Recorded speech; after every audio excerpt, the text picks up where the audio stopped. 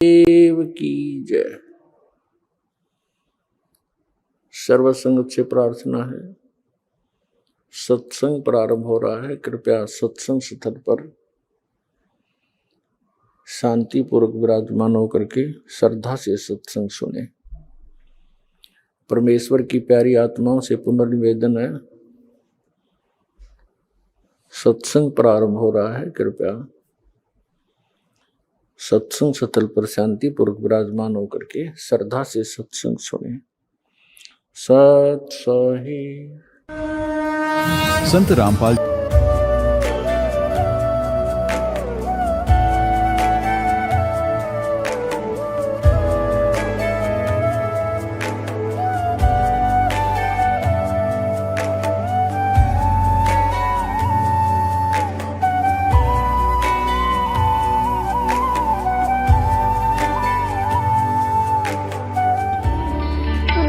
परमात्मा को पाने तथा उसका वास्तविक लाभ प्राप्त करने के लिए पवित्र बाइबल में प्रमाण है कि प्रभु ने मनुष्य को अपना ही स्वरूप बनाया।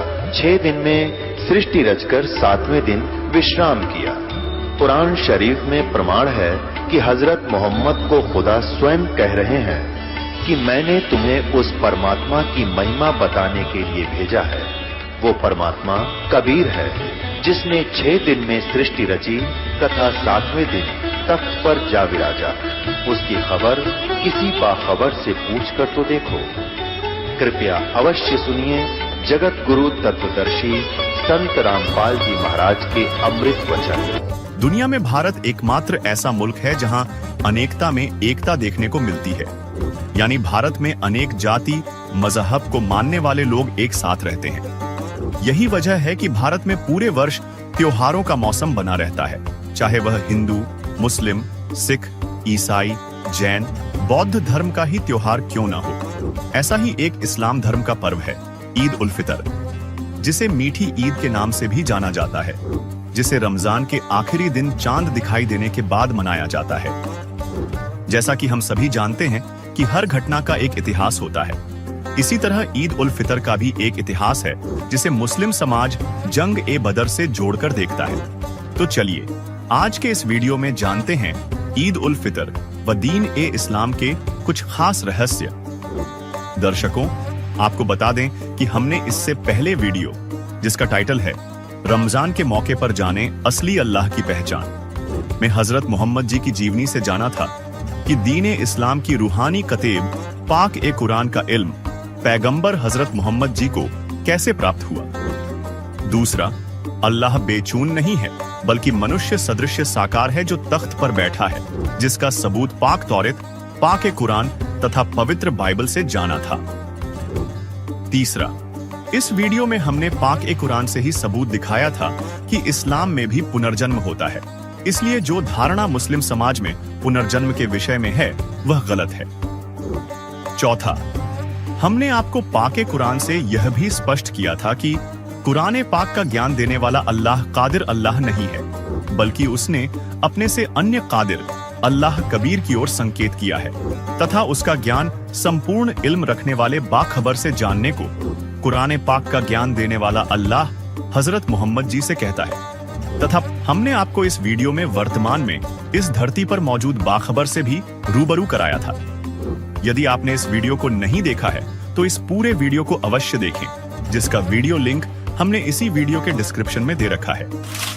सवाल नंबर 1, जंग बदर को हजरत मोहम्मद ने कैसे जीता तथा इस जंग में पैगंबर मोहम्मद की मदद करने वाले हजरत अली को अद्भुत शक्ति कैसे प्राप्त हुई कि वह जब अपनी तलवार ऊपर करता तो वह 7 आसमान तक जाती थी। इतिहास के मुताबिक मुस्लिम राष्ट्र सऊदी अरब में मदीना शहर से लगभग 200 किलोमीटर दूर स्थित एक बदर नामक कुआं था, जहां सन 624 ईस्वी में पैगंबर मोहम्मद और अबू जहल के बीच जंग ए बदर हुई थी। इसलिए इस जगह का नाम भी इतिहास के पन्नों में जंग ए बदर के नाम से दर्ज है।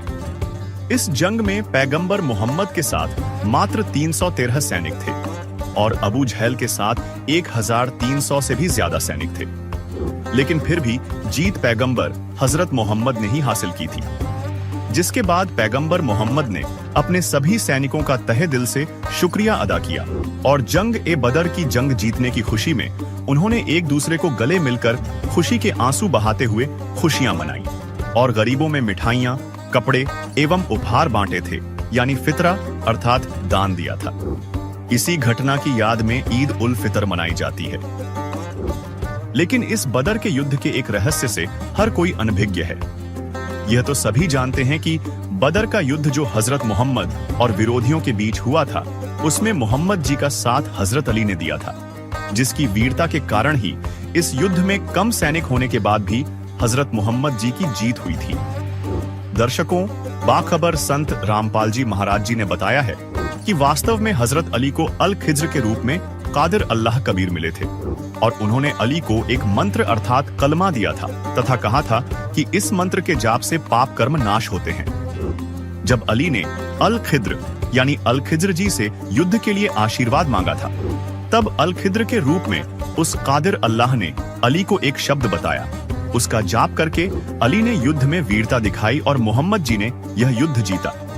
बाद में जब हजरत अली ने पैगंबर मोहम्मद को बताया कि उसे अल खिद्र ने एक मंत्र दिया है, तब हजरत मोहम्मद ने अली से कहा कि आपको अल्लाह ने बहुत बड़ा नाम अर्थात कलमा सिखाया है। वही अली ने कहा कि मैं युद्ध के समय में भी उसी कलमे का जाप किया था, जिसका एफिडेविट देते हुए संत गरीबदास जी महाराज ने बताया है, गरीब अली अलम भेद क्या एक नूर जहूर, मोहम्मद की तो मदद पर हो रे चकनाचूर। गरीब हस्ती घोड़ा मर्द क्या बले वजर क्यों न होए, अरस कोस बिच ना बचे अली तेग ततलोए। गरीब 70 कदम कटे कटक जे अली पुरावे तेग, खड़ी करे आसमान को तो सप्त सुरख पर बेग। गरीब अली अल्लाह का शेर है सीना स्वाप शरीर, कृष्ण अली एक कली न्यारी कला कबीर। गरीब अल्लाह वर्ष अली पान है जड़ जड़ पड़े अनंत, कृष्ण कलीदर कली है अगम कबीरा पंथ। गरीब अली अली लो हो गए मोहम्मद कदम 50, कबीर एक का एक है क्रोतास की आस। उपरोक्त वाणियों में संत गरीबदास जी ने बताया है कि हजरत अली नाम का मुसलमान पूर्व जन्म की भक्ति के कारण सिद्ध शक्ति युक्त था। उसने हजरत मोहम्मद जी की विशेष सहायता की थी। संत गरीबदास जी ने अली की शक्ति का वर्णन करते हुए कहा है कि अली अल्लाह अर्थात परमात्मा का शेर था। जब वह तेग यानी तलवार से वार करता था तो 70 कदम तक दुश्मन की सेना कट जाती थी और तलवार को आसमान की ओर खड़ी करता था तो 7 आसमान तक जाती थी। अली भी श्री कृष्ण की श्रेणी का शक्तिशाली देवता था। ऐसे ऐसे अली तो असंख्यों हो चुके हैं। कृष्ण 3 करोड़ हो चुके हैं। कबीर परमेश्वर इन सब से भिन्न है, वह समर्थ है। सत्य भक्ति, सत्य पुरुष कबीर की किए बिना यह संसार में बनी महिमा व्यर्थ है। अली जैसे अलीलो हो चुके हैं, मोहम्मद जैसे 50 पदम हो चुके हैं, अल्लाह कबीर एक का एक है। दर्शकों, यह जानकर आपको थोड़ा आश्चर्य अवश्य होगा कि बाखबर संत रामपाल जी ने कबीर जी को ही अल खिद्र तथा अल्लाह कबीर यानी कादिर अल्लाह बताया है। तो चलिए आपकी इस शंका का भी समाधान करते हैं। सवाल नंबर 2, कुरान पाक तथा फजाइल आमाल में किस कादिर अल्लाह का जिक्र फरमाया गया है? दर्शकों, इसके लिए आपको कुरान पाक सूरत फुरकानी 25 आयत 52 से 59 को गौर से समझना होगा। देखिएगा पवित्र कुरान शरीफ, इसके विषय में लिखा है कि यह वह इलामी किताब है जिसमें कोई संदेह की गुंजाइश नहीं। भाव ये है कहने का कि इसमें जो लिखा है हमें पूर्ण रूप से मान्य है। अब इसमें मुतरजम यानी शास्त्रीय अरबी पद्धति पर नागरी लिपि में रूपांतरकार है नंद कुमार अवस्थी, शेरवानी संस्करण।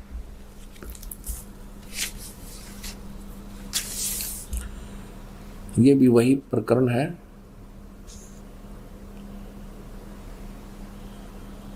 प्रकाशक है लखनऊ किताब घर, मौसम बाग, सीतापुर रोड, लखनऊ। हम इसकी सूरत फुरकानी 25 नंबर सूरत फुरकानी में देखेंगे। ये 25 नंबर है। प्रश्न नंबर 604 पे ये कुरान शरीफ, और यहाँ देखिएगा इसके 52 नंबर आयत से हम प्रारंभ करेंगे। 52 नंबर से। फला तुतियल काफिरन व जाहिदुम बिही जिहादन कबीरन। अब इसी का इन्होंने, ये तो है अरबी भाषा देवनागरी लिपि में लिख दी, ये है अरबी भाषा उर्दू भाषा में लिखी है, उर्दू लिपि में ये सारा, और यही भाषा फिर हिंदी में लिख दी इन्होंने। जिस प्रकार ये उर्दू में लिखी है, भाषा ये अरबी है, इसका अनुवाद भी इन्होंने यहाँ किया है। देखिए ये 52 नंबर है। अब कुरान शरीफ के ज्ञान देने वाला अल्लाह हजरत मोहम्मद जी से कह रहा है कि ए पैगंबर, तुम काफिरों का कहा न मानना, और इस कुरान की दलीलों से, यानी मैं तुझे जो ज्ञान दे रहा हूं उनका सामना बड़े जोर से करो। इन्होंने इस कबीर का अर्थ जिहादन कबीरन, इन्होंने कबीर का अर्थ यहां बड़ा कर दिया। अब किसी ना किसी अक्षर का, शब्द का अर्थ तो होता ही है। अब इसका वास्तविक अर्थ क्या होता है ये दास बताएगा। इसका अर्थ ये है कि हजरत मोहम्मद को कुरान शरीफ के बोलने वाला अल्लाह कह रहा है कि जो कबीर नाम का भगवान है, कबीर अल्लाह है, जिसे ये अल्लाहु अकबर बोलते हैं, अल्लाह अकबर, अल्लाह कबीर। अल्लाह कबीर का अर्थ है वो ये करते हैं बड़ा भगवान। यदि इन्हीं के शब्दों में हम ये माने कि वो बड़ा भगवान है, जिसकी तरफ कुरान शरीफ के ज्ञान देने वाला अल्लाह हजरत मोहम्मद को कह रहा है कि वो बड़ा जो भगवान है, उसके विषय में ये अन्य व्यक्ति जो काफिर हैं, जो उस बड़े भगवान को नहीं भजते हैं, वो काफिर हैं और वो विश्वास नहीं करते इन बातों पर जो मैं तुझे बता रहा हूं कि कबीर इज गॉड, कि वो अल्लाह है, वो बड़ा भगवान है। तो तू उनकी बातों में मत आना और मेरे द्वारा दिए गए इस कुरान शरीफ के ज्ञान पर विश्वास रखना और उनकी बात नहीं मानना। इसके लिए तू संघर्ष करना, कबीर के लिए संघर्ष करना। जिहादन कबीरन, इस कबीर भगवान के लिए, कबीर अल्लाह, वो कबीर अल्लाह है, वो कबीर परमात्मा है, सारी सृष्टि का रचनहार है। तो मेरी बातों पे विश्वास कर। और ये काफिर नहीं मानते उस कबीर को, उस भगवान को, उस समर्थ शक्ति को। तू उनकी बातों में मत आना और मेरे द्वारा दिए गए कुरान शरीफ के इन दलीलों पर विश्वास करना और इनके साथ संघर्ष करना, लड़ना नहीं। जिहाद का अर्थ कोई लठ बजाना नहीं, संघर्ष करना। ये चाहे तुझे तंग करें या दुखी करें, लेकिन तू इनकी बातों को मत मानना। इतनी सी बात है। अब यहाँ पर जो कबीर शब्द है, इसमें कबीरन शब्द है, तो दूसरी कुरान मजीद है, पवित्र मजीद है, वो दिखाते हैं। ये पवित्र कुरान मजीद और कुरान शरीफ के और नाम का अंतर है। जो के तो अक्सर हैं, मतलब लाइन पंक्ति का भी अंतर नहीं है, फिर भी इससे बहुत कुछ कंसेप्ट क्लियर होगा। देखिएगा, यह है पवित्र कुरान मजीद। प्रकाशक हैं आसिफ बुक डिपो, 422 मटिया महल, जामा मस्जिद, दिल्ली 6। कुरान मजीद हिंदी मुतरजम मा अरबी मतन, तर्जुमा मौलाना फतेह मोहम्मद खान साहिब जालंधरी, तसही मौलाना अब्दुल मजीद सरवर साहिब। प्रकाशक है Farid book depot private limited, नई दिल्ली। यह है सूरत फुरकानी, जो की त्यों सूरत फुरकानी 25।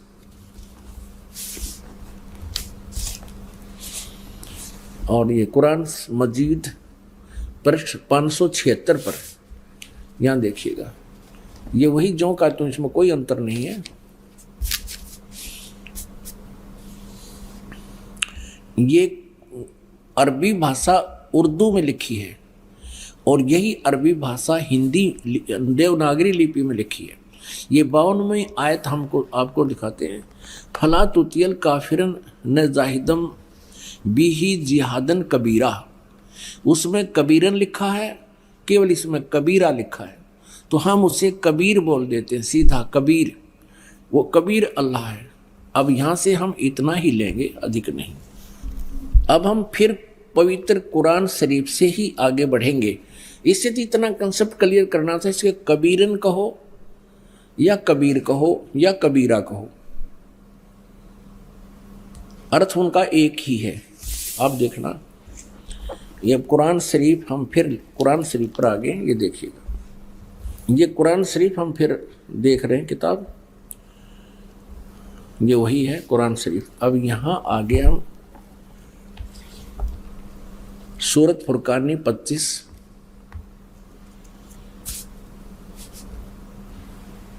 पृष्ठ नंबर 604 पे, और ये वही है नीचे 52वीं आयत। इसमें कबीरन लिखा है, उसमें कबीरा लिखा है स्पष्ट। फला तुतियल काफिरन व जाहिदुम बिही जिहादन कबीरन, ये 52 नंबर आयत है। इसका अनुवाद बहुत अच्छा किया इन्होंने। एक पैगंबर, तू काफिरों का कहा न मानना, और इस कुरान की दलीलों से, यानी मैं जो तुझे ज्ञान दे रहा हूँ, उनका सामना बड़े जोर से करो। अब इसका अर्थ ये है कि वो कबीर नामक परमात्मा है और ये काफिर नहीं मानते इस कबीर इज गॉड, और तो भी उनकी बात मत मानना, संघर्ष करना इसके लिए। और ये अब देखना 53, 54, 55, 56, 57, 58, 59 आयत में कितना क्लियर किया है, ये देखिएगा। ये 607 पृष्ठ पे है। हमने 52 नंबर आयत पढ़ ली है, अब 53 पढ़ेंगे। और वही है, वो कबीर नामक अल्लाह वही है जिसने 2 दरियाओं को मिला चलाया, एक का पानी मीठा प्यास बुझाने वाला और एक का खारी कड़वा, और दोनों के एक आड़ और मजबूत रोक बना दी। अब 54 पढ़ेंगे, ये 53 पूरी होगी।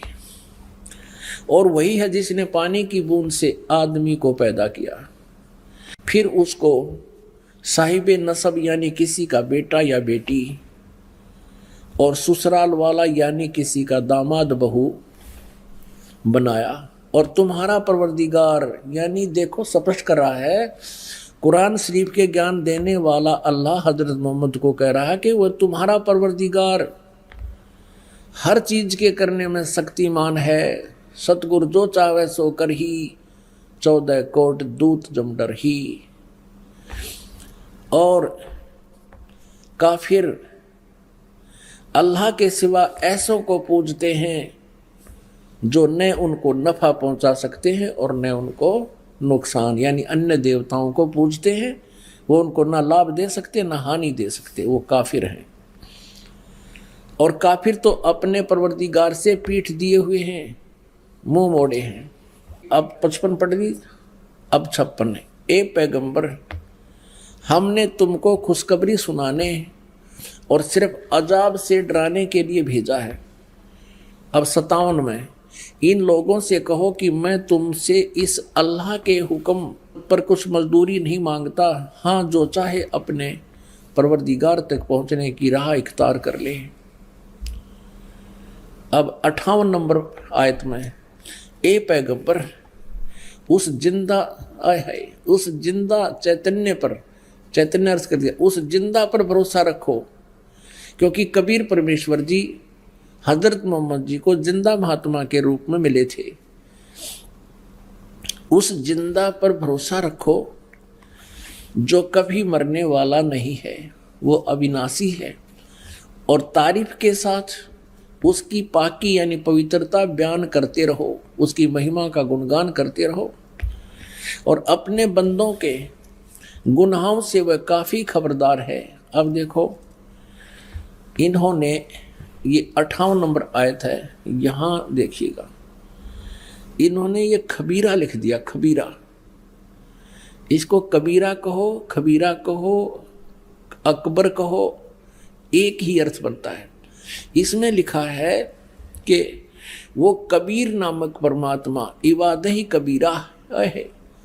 इबादत माने पूजा, इबादत ही माने पूजा के योग्य, वो कबीरा है, वो कबीर नामक परमात्मा। इसको खबीर कहो, कबीर कहो। इबादत ही माने इबादत, इबादत माने पूजा, इबादत ही माने पूजा के योग्य, वो कबीर परमात्मा है। ये 58 नंबर आयत है। आगे देखो, इसका इन्होंने अर्थ जो किया वो पढ़ेंगे कि ए पैगंबर, उस जिंदा पर भरोसा रखो जो जिंदा महात्मा के रूप में तुम्हें मिला था। रखो, जो कभी मरने वाला नहीं है, वो वास्तव में अविनाशी है, और तारीफ के साथ उसकी पाकी बयान करते रहो, और अपने बंदों के गुनाहों से, यानी अपने भक्तों के पाप का वो नाश कर देता है। यहाँ इन्होंने इस कबीर का अर्थ काफ़ी कर दिया। काफ़ी, बड़ा कहो, बहुत कहो, घना कहो, बड़ा कहो। खबरदार है यानी जानता है, वो नाश कर देता है। और इस 59 में 59 में तो कमाल कर दिया। और ये कबीर नामक अल्लाह वही है जिसने आसमानों और ज़मीन और जो कुछ उनके बीच में है सबको 6 दिन में पैदा किया, फिर तख्त पर जा बिराजा। ओए होए, वही पवित्र बाइबल कह रहा है कि 6 दिन में सृष्टि रची, 7वें दिन विश्राम किया। और यही पवित्र कुरान शरीफ कह रही है कि जिसने आसमान और ज़मीन के और जो कुछ उनके बीच में था है सबको 6 दिन में पैदा किया और फिर तख्त पर जा बिराजा। वो अल्लाह बड़ा, ये लिखना है, वो अल्लाह कबीर। 59 में देखिएगा, यहाँ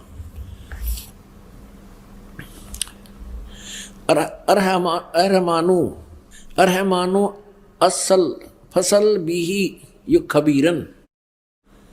अब इस खबीरन का अर्थ भी उन्होंने बड़ा कर दिया। वो अल्लाह बड़ा, वो अल्लाह कबीर, यहाँ लिखना चाहिए वो अल्लाह कबीर है। ये देखिए, हम यहाँ आते हैं 59 पे। जिसने आसमान और जमीन और जो कुछ भी उनके बीच में है सबको 6 दिन में पैदा किया, फिर तख्त पर जा बिराजा। वो अल्लाह कबीर है। अल्लाह कबीर लिखना था, वो अल्लाह कबीर है। वो इन्होंने अल्लाह बड़ा कर दिया, वो अल्लाह अकबर है। ये कहते हैं वो अल्लाह अकबर है, वो कबीर बड़ा है। रहमान है, दयालु है। तो उसकी खबर अब यहाँ स्पष्ट हो गया। पवित्र कुरान शरीफ के ज्ञान देने वाला अल्लाह, जो मुसलमान धर्म जिसको अपना अल्लाह मानते हैं, और पैगंबर हजरत मोहम्मद भी उसको अपना अल्लाह मानते हैं, वो कह रहे हैं कि उस कबीर नामक परमात्मा का जिसने 6 दिन में सृष्टि की, तख्त पर जा बिराजा, तो उसकी खबर किसी बाखबर तत्वदर्शी संत से, इल्म वाले से पूछ देखो। पवित्र कुरान शरीफ का ज्ञानदाता अल्लाह भी उस परमात्मा के ज्ञान से अपरिचित है। इति सिद्धम। दर्शकों, साथ ही बाखबर रामपाल जी महाराज ने बताया है कि इस्लाम में पाके कुरान के बाद सबसे ज्यादा माने जाने वाली पुस्तक फजाइले आमाल है। इसमें अल्लाहु अकबर की अजमत के बारे में फरमाया गया है। फजाइले आमाल में एक बाब यानी एक अध्याय है जिसमें फजाइल का जिक्र है। उसकी आयत नंबर 1 से 3 और 6, 7 में अल्लाह कबीर की तस्बीह मतलब महिमा की गई है। इसमें इस बात का वाजिद सबूत है कि जिसने कुरान पाक का इल्म नाजिल किया वह अल्लाह कह रहा है कि वह कबीर अल्लाह तमाम पोसीदा और जाहिर चीजों को जानने वाला है, और वह कबीर है और आलीशान रुतबे वाला है। जब फरिश्तों को कबीर अल्लाह की तरफ से कोई हुक्म होता है तो वे खौफ के मारे घबरा जाते हैं।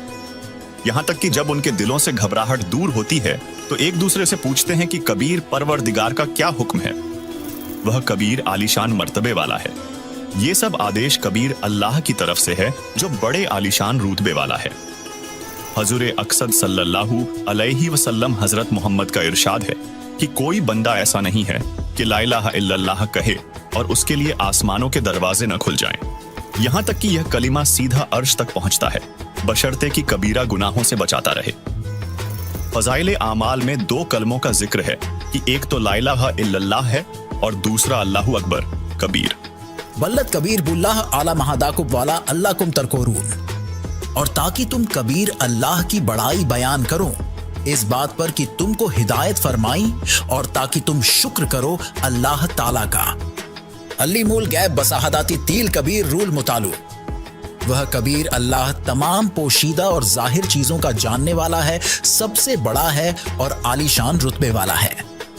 थाजाली का सहारा लाकुम लीतू कबीरू बुल्लाह आला महादा कुम बसीरी रील मोहसिनीन।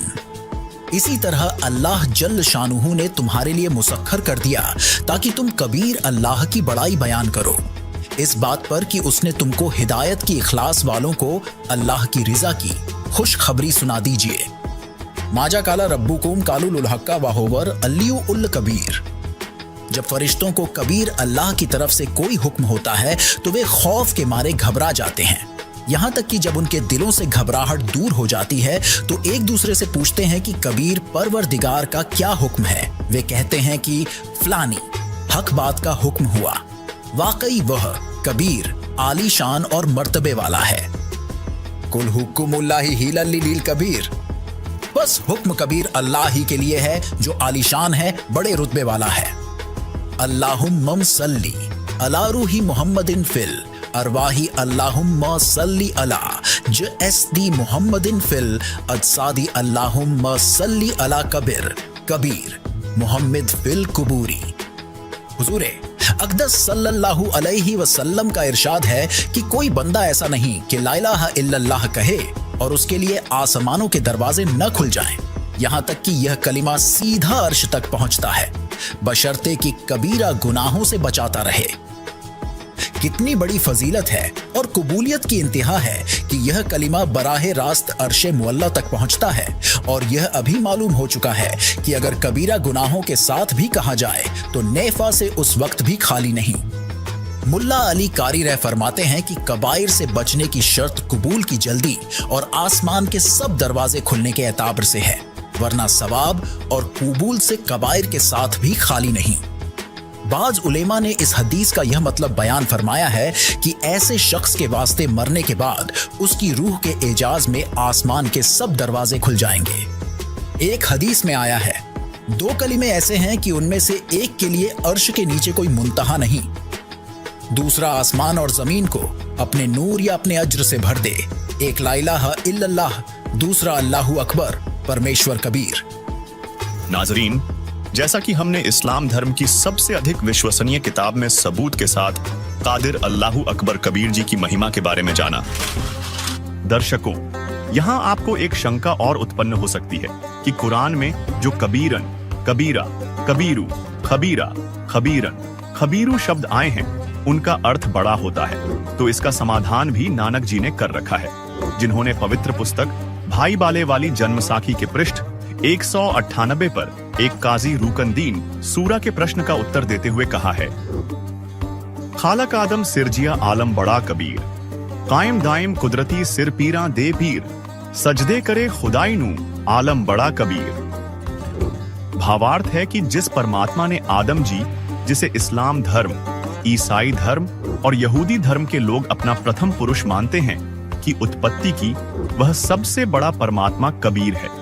वही सर्व उपकार करने वाला है तथा सब गुरुओं में शिरोमणि गुरु अर्थात पीर है। उस सबसे बड़े कबीर परमेश्वर को सिजदा करो अर्थात प्रणाम करो, उसी की पूजा करो। दर्शकों, यहाँ नानक जी ने बड़ा और कबीर अलग अलग कहा है, यानी स्पष्ट किया है कि बड़ा परमात्मा कबीर है। दर्शकों, कबीर साहेब ने भी कबीर सागर के बोध सागर खंड के अध्याय जीव धर्म बोध के पृष्ठ 2047 में कहा है, नाम संस्कृत में युक्तिनी, कलयुग मिश्रित करीदीनी, अरबी संस्कृत मिश्रित कबीरा, हिंदू मुसलमान गुरु पीरा। अर्थात कबीर शब्द अरबी और संस्कृत भाषा के मिश्रण से बना है। चलिए अब आपको इस बात से भी रूबरू कराते हैं कि कबीर जी को ही अल खिद्र क्यों कहा जा रहा है। सवाल नंबर 3, इस्लाम में अल खिद्र को एक नबी के रूप में माना जाता है, जिनको अल्लाह का संपूर्ण इल्म है, और अल खिद्र अविनाशी है। लेकिन आप कबीर जी को अल खिद्र बता रहे हो, हम यह कैसे मान लें कि कबीर जी ही अल खिद्र थे? कहते हैं कि अल्लाह सुब्हानहू ताला ने इस अद्भुत, अद्वितीय और अनोखी कायनात को केवल 6 दिन में बनाकर 7वें दिन तख्त पर विराजमान होकर विश्राम किया, जिसका जिक्र कुरान ए पाक की सूरत फुरकानी 25 आयत 52 से 59 तथा पवित्र बाइबल के उत्पत्ति अध्याय 1 श्लोक 26 से अध्याय 2 श्लोक 3 में है। कहा जाता है कि अल्लाह ने पानी की बूंद से इंसानों की रचना की, पृथ्वी पर कीड़े, हाथी, पक्षी, जलचर आदि जीव जंतु बनाए और सबके भरण पोषण के लिए फलदार वृक्ष, उपजाऊ जमीन और वर्षा ऋतु बनाई। कहते हैं कि इंसानों की अलग अलग जिंदगी में आने वाली समस्याओं का समाधान भी अल्लाह ही करते हैं। अपने विधान के अनुसार अपने नेक बंदों की मदद करने और उन्हें सही मार्ग दिखाने के लिए वे अक्सर नबियों को भेजते हैं तथा स्वयं किसी जिंदा बाबा या फरिश्ते का रूप बनाकर धरती पर अवतरित होते हैं। दर्शकों, अल्लाह कबीर ने स्वयं कहा है, गरीब खुरासान काबुल किला, बुगदाद बनारस एक, बिलायत और बलख लग धरे कबीरा भेष। अर्थात जैसे काशी बनारस शहर में कुछ समय रहे, ऐसे ही बगदाद में रहे। बगदाद से मंसूर निकाला, बनारस से रामानंद का उद्धार किया, बल्ख शहर से सुल्तान इब्राहिम अधम को निकाला, बिलायत यानी इंग्लैंड तक हम अल्लाह कबीर जी ही वेश बदलकर लीला करते हैं। दर्शकों, आज मुस्लिम समाज अल खिद्र को भले ही एक संपूर्ण इल्म रखने वाला केवल नबी मानता हो, लेकिन बाखबर रामपाल जी महाराज ने ढेरों प्रमाणों से यह सिद्ध कर दिया है कि अल खिद्र कोई और नहीं बल्कि कादिर अल्लाह कबीर ही थे। दर्शकों, दुनिया अल खिद्र को ही अल खिद्र के नाम से भी जानती है। अल खिद्र का महत्व इस्लाम की विभिन्न शाखाओं में भिन्न भिन्न पाया जाता है। शिया मुस्लिम में अल खिद्र को एक अमर बुद्धिमान व्यक्ति के रूप में देखा जाता है, जिनके पास अल्लाह का सर्वोच्च ज्ञान इल्म है। सुन्नी मुसलमानों में अल खिद्र को सर्वोच्च रूहानी इल्म रखने वाला व्यक्ति और एक नबी माना जाता है। मुस्लिम मजहब के लोग अलग अलग रूप में अल खिद्र को एक पैगंबर, अल्लाह के रसूल, एक संत या एक बुद्धिमान व्यक्ति के रूप में मानते हैं। अल खिद्र को ज्ञान के साथ साथ अल्लाह का सेवक भी माना जाता है। कई ग्रंथों में अल खिद्र को पैगंबर, फरिश्ता और संदेशवाहक के रूप में वर्णित किया गया है, जो संकट में लोगों की मदद करते हैं और गुप्त ज्ञान प्रदान करते हैं। मुस्लिम देशों में अल खिद्र की कई यादगार जगहें भी मौजूद हैं। कई मुस्लिम विद्वानों का मानना है कि अल खिद्र अविनाशी हैं और उनकी कभी मृत्यु नहीं होती। वे हर समय किसी न किसी रूप में पृथ्वी पर मौजूद रहते हैं। उन्हें असंख्य रूहानी शक्तियों यानी सिद्धियों का स्वामी माना जाता है तथा उन्हें समय चक्र की सीमाओं से परे माना जाता है, जो जब चाहे जहां चाहे प्रकट हो सकते हैं। दर्शकों, मुस्लिम समाज स्वयं मानता है कि कादिर अल्लाह के विषय में कुरान ए पाक की सूरत इखलास 112 आयत 1 से 4 में कहा गया है, कुल हुवल्लाहु अहद अल्लाहुस समद लम यलिद वलम यूलद वलम यकुल लहू कुफुवन अहद। कि कह दीजिए, वह अल्लाह एक है, अल्लाह बेनियाज है, ना उसने किसी को जना और ना किसी और ने उसको जना, और उसका कोई हमसर नहीं। कुरान ए पाक की इन आयतों का भावार्थ है कि अल्लाह एक है, अल्लाह बेनियाज है, अर्थात अल्लाह किसी दूसरे पर आश्रित नहीं होता, यानी उस कादिर अल्लाह की जन्म तथा मृत्यु नहीं होती, अर्थात वह अविनाशी है तथा उस कादिर अल्लाह के जैसा कोई नहीं है। दर्शकों, यही प्रमाण ऋग्वेद मंडल 9 सूक्त 93, मंत्र 2 व ऋग्वेद मंडल 10 सूक्त 4 मंत्र 3-4 में मिलता है कि उस परमात्मा का जन्म माता से नहीं होता, बल्कि परमात्मा सशरीर आता है और सशरीर अपने निज लोक को वापस चला जाता है, यानी उसका जन्म मृत्यु नहीं होता। वह अविनाशी है तथा परमेश्वर का आंशिक ज्ञान यानी इल्म देकर कर्म बंधनों से मुक्त कर देता है। दर्शकों, मुस्लिम समाज भी अल खिद्र के विषय में ये ही विषयताएं मानता है, जो कि कुरान ए पाक और वेदों में कादिर अल्लाह यानी पूर्ण परमात्मा की विशेषताएं। तो इससे तो यह स्पष्ट हो जाता है कि कादिर अल्लाह और अल खिद्र में कोई भेद नहीं है, और इससे पहले आपने अनेकों प्रमाण से जान ही लिया है कि कादिर अल्लाह कबीर जी ही हैं, इसलिए अल खिद्र और कबीर जी एक ही हुए। सवाल नंबर 4, यदि कबीर जी ही अल-खिद्र हैं तो उनकी गवाही भी महापुरुषों ने दी होगी, तो यह बताइए कि अल-खिद्र किन किन पैगंबरों तथा महापुरुषों को मिले तथा उनकी गवाही से भी रूबरू कराइए।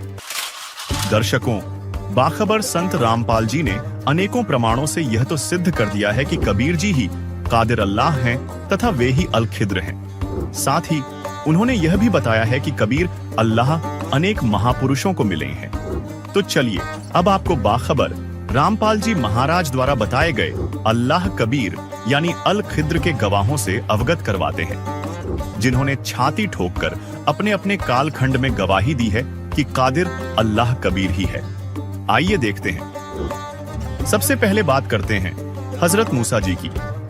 दर्शकों, बाखबर संत रामपाल जी महाराज बताते हैं कि कुरान पाक सूरह काफ 18 आयत 60 से 82 में जिक्र है, अल्लाह मूसा को उससे ज्यादा इल्म रखने वाले एक शख्स से मिलने के लिए भेजता है।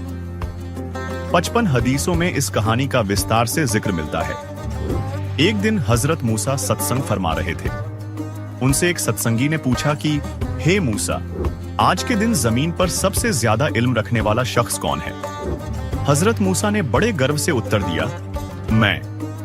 अल्लाह को मूसा का ये अंदाज बिल्कुल पसंद न आया और कहा कि मूसा, तेरी यह बात सुनकर मुझे बहुत दुख हुआ। तूने अपने आप को सबसे बड़ा इल्मी कैसे मान लिया? घुटनों के बल बैठे मूसा ने कहा कि मैं आपका भेजा हुआ रसूल हूं और मुझे सारा इल्म आपसे हासिल है, इसलिए मैंने ये कह दिया कि आज जमीन पर मेरे से ज्यादा इल्म किसी के पास नहीं है। अल्लाह ने कहा कि मूसा, जमीन पर तेरे से ज्यादा इल्म रखने वाला शख्स मौजूद है और तेरा इल्म उसके इल्म के सामने कुछ भी नहीं। दर्शकों, यहां से एक बात और सिद्ध होती है कि जिसे मूसा जी कादिर अल्लाह मान रहे थे, जिसने मूसा जी पर पाक कतेब तौरेत नाजिल की थी, उसमें संपूर्ण इल्म नहीं है। साथ ही जिसे आज पूरा मुस्लिम समाज कादिर अल्लाह मानकर उसकी इबादत कर रहा है, जिसने कुरान ए पाक को हजरत मोहम्मद जी पर नाजिल की थी, क्योंकि तौरेत और कुरान ए पाक का ज्ञान देने वाला अल्लाह एक है, उसे भी संपूर्ण इल्म नहीं है। अन्यथा वह हजरत मूसा जी को संपूर्ण इल्म प्राप्त करने के लिए अन्य शख्स के पास नहीं भेजता, बल्कि मूसा जी को स्वयं बता देता वह इल्म, तथा हजरत मोहम्मद जी को सूरत फुरकानी 25 आयत 59 में यह नहीं कहता कि उस कबीर अल्लाह की खबर किसी बाखबर से पूछो। दर्शकों, अब हम अपने उसी टॉपिक पर वापस आते हैं, जिसके बाद मूसा जी ने कहा कि हे अल्लाह, मैं उस शख्स से मिलना चाहता हूं ताकि मैं वो इल्म हासिल कर सकूं जो मेरे पास नहीं है। वो शख्स कहां रहता है और कैसे मिलेगा, ये बताने की मेहरबानी कीजिए। अल्लाह ने कहा कि वो मजमा ए बहरेनस में रहता है, यानी जहां मीठे और खारे पानी के दो दरिया आपस में मिलते हैं। मूसा बोला कि हे अल्लाह, मैं उसे पहचानूंगा कैसे? अल्लाह ने बताया कि तू अपने साथ एक बर्तन में मरी हुई मछली ले जा। जहां वो मछली जिंदा होकर पानी में गोता लगा देगी, समझ लेना वो नजदीक है। मूसा अपने एक शागिर्द यानी सेवक को लेकर अल-खिज्र की तलाश में निकल पड़ता है। काफी लंबा सफर तय करने के बाद मूसा व उसका शागिर्द मजमा ए बहरेन के इलाके में पहुंच गए। मूसा लंबे सफर की थकान उतारने के लिए एक पत्थर का सहारा लेकर सो गए। इस दौरान शागिर्द ने देखा कि वो मृतक मछली, जिसे वो एक बर्तन में लेकर चले थे, झटपटाई और जिंदा होकर पानी में कूद गई। शागिर्द मूसा को मछली की जिंदा होने वाली बात बताना भूल जाता है और मूसा अल-खिज्र की खोज में अपने सफर पर आगे चल पड़ते हैं। पूरा दिन, पूरी रात चलने के बाद अगली सुबह मूसा शागिर्द से बोलता है कि मैं सफर की थकान से चूर चूर हो गया हूं, ला मुझे कुछ खाने को दे दे। तब शागिर्द को ध्यान आता है कि जो मछली हम अपने साथ लाए थे, वह तो कल जहां हमने विश्राम किया था, वहीं जिंदा होकर पानी में कूद गई थी और शैतान के प्रभाव से मैं आपको बताना भूल गया। ये सुनकर मूसा बोले, यही तो वो मुकाम था जहां हमें रुकना था। मूसा और शागिर्द अपने कदमों के निशानों को देखते हुए वापस उसी जगह पहुंच जाते हैं और उन्हें सफेद चादर ओढ़े हुए सफेद दाढ़ी वाला एक शख्स मिलता है, जिन्हें मूसा ने अपना परिचय दिया और कहा कि मुझे अल्लाह ने आपसे इल्म सीखने के लिए भेजा है। मैं आपकी पैरवी करता हूं, आप मुझे वो नेक इल्म सिखा दें जो आपके पास है।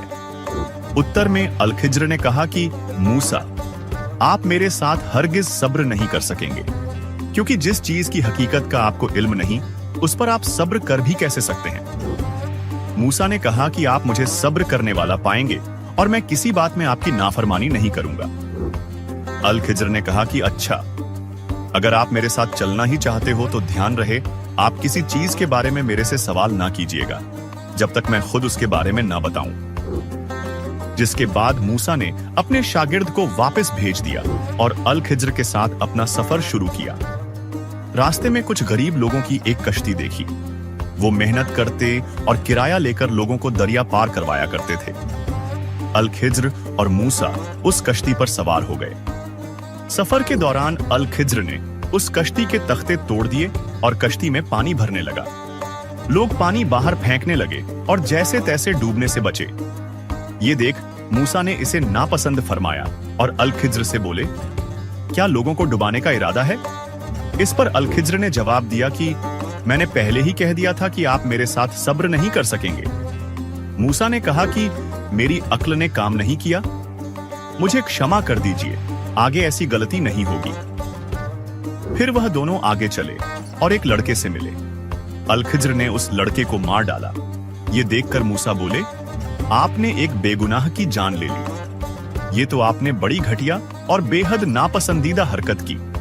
इस पर अल खिज्र बोले, मैंने आपसे कहा था कि आप मेरे साथ रहकर हरगिज सब्र नहीं कर सकेंगे। मूसा ने जवाब दिया कि अब अगर मैं आपसे किसी चीज के बारे में सवाल करूं तो बेशक मुझे अपने साथ ना रखिएगा। एक बार फिर सफर शुरू हुआ। दोनों एक गांव में पहुंचे और मूसा ने खाने के लिए पूछा। गांव वालों ने उनकी मेहमान नवाजी करने से साफ इनकार कर दिया। उस गांव में अल खिज्र और मूसा ने एक दीवार को देखा जो गिरने के करीब थी। अल खिज्र ने उसे दुरुस्त कर दिया। ये देखकर मूसा बोल पड़े, आप चाहते तो इसकी कीमत ले सकते थे जिसे देकर हम खाना खा सकते थे। अल खिज्र ने मूसा से कहा, बस अब हम दोनों एक साथ नहीं चल सकते, लेकिन जाने से पहले मैं आपको उन बातों की हकीकत बताऊंगा जिन पर आप सब्र ना कर सके। अल खिज्र ने कहा, पहले वाकये में मैंने उस गरीब की कश्ती में कुछ तोड़-फोड़ इसलिए करी थी क्योंकि उनके आगे एक बादशाह था जो हर एक सही कश्ती को जबरन जब्त कर लेता। छेद होने की वजह से वो बादशाह उनकी कश्ती को जब्त नहीं करेगा और वो गरीब कुछ पैसे लगाकर उसे दुरुस्त कर लेंगे। दूसरे वाकये के विषय में अल खिज्र ने बताया कि जिस लड़के को मैंने मारा था उसके माँ बाप अल्लाह को चाहने वाले थे।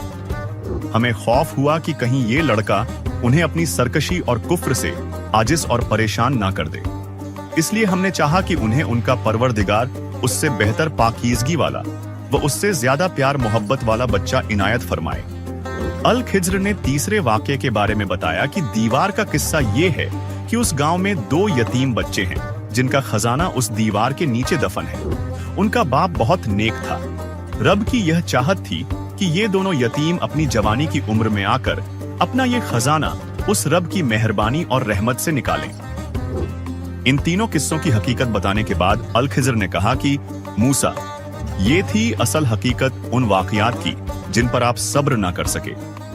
जिसके बाद हजरत मूसा जी अल खिज्र से बिना इल्म प्राप्त किए ही वापस लौट आए थे।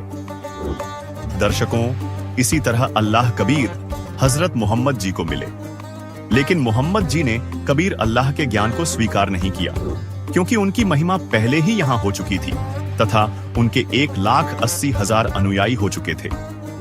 इस विषय में अल्लाह कबीर जी ने बताया है कि मोहम्मद जी को लोग द्वीप में हम ले गऊं, इच्छा रूपी वहाँ न रहूं। उल्ट मोहम्मद मैल पठाया, गुजबीर एक कलमा लाया। रोजा बंग नमाज दई रे, बिस्मिल की नई बात कही रे। 4 यार मिल मसलत भी नी, गौ पकड़ कर बिस्मिल की नी। तब हम मोहम्मद याद किया रे, शब्द स्वरूपी बेग गया रे। मोई गौ हम बेग जवाई, तब मोहम्मद के निश्चय आई। तुम सत कबीर अल्लाह दरवेसा, मोमिन मोहम्मद का गया अंदेशा। दर्शकों, इसके अलावा बल्ख शहर के बादशाह अब्राहिम अधम सुल्तान को अल्लाह कबीर अनेकों बार मिले। तब कहीं जाकर अधम सुल्तान का कल्याण हुआ तथा अपनी पुस्तक मसनवी में सूफी संत रूमी ने इब्राहिम अधम सुल्तान के जीवन का वर्णन करते हुए कबीर परमात्मा अर्थात अल खिज्र के मिलने का जिक्र किया है। सुनिए बादशाह अब्राहिम अधम सुल्तान की सच्ची कहानी बाखबर संत रामपाल जी की जुबानी।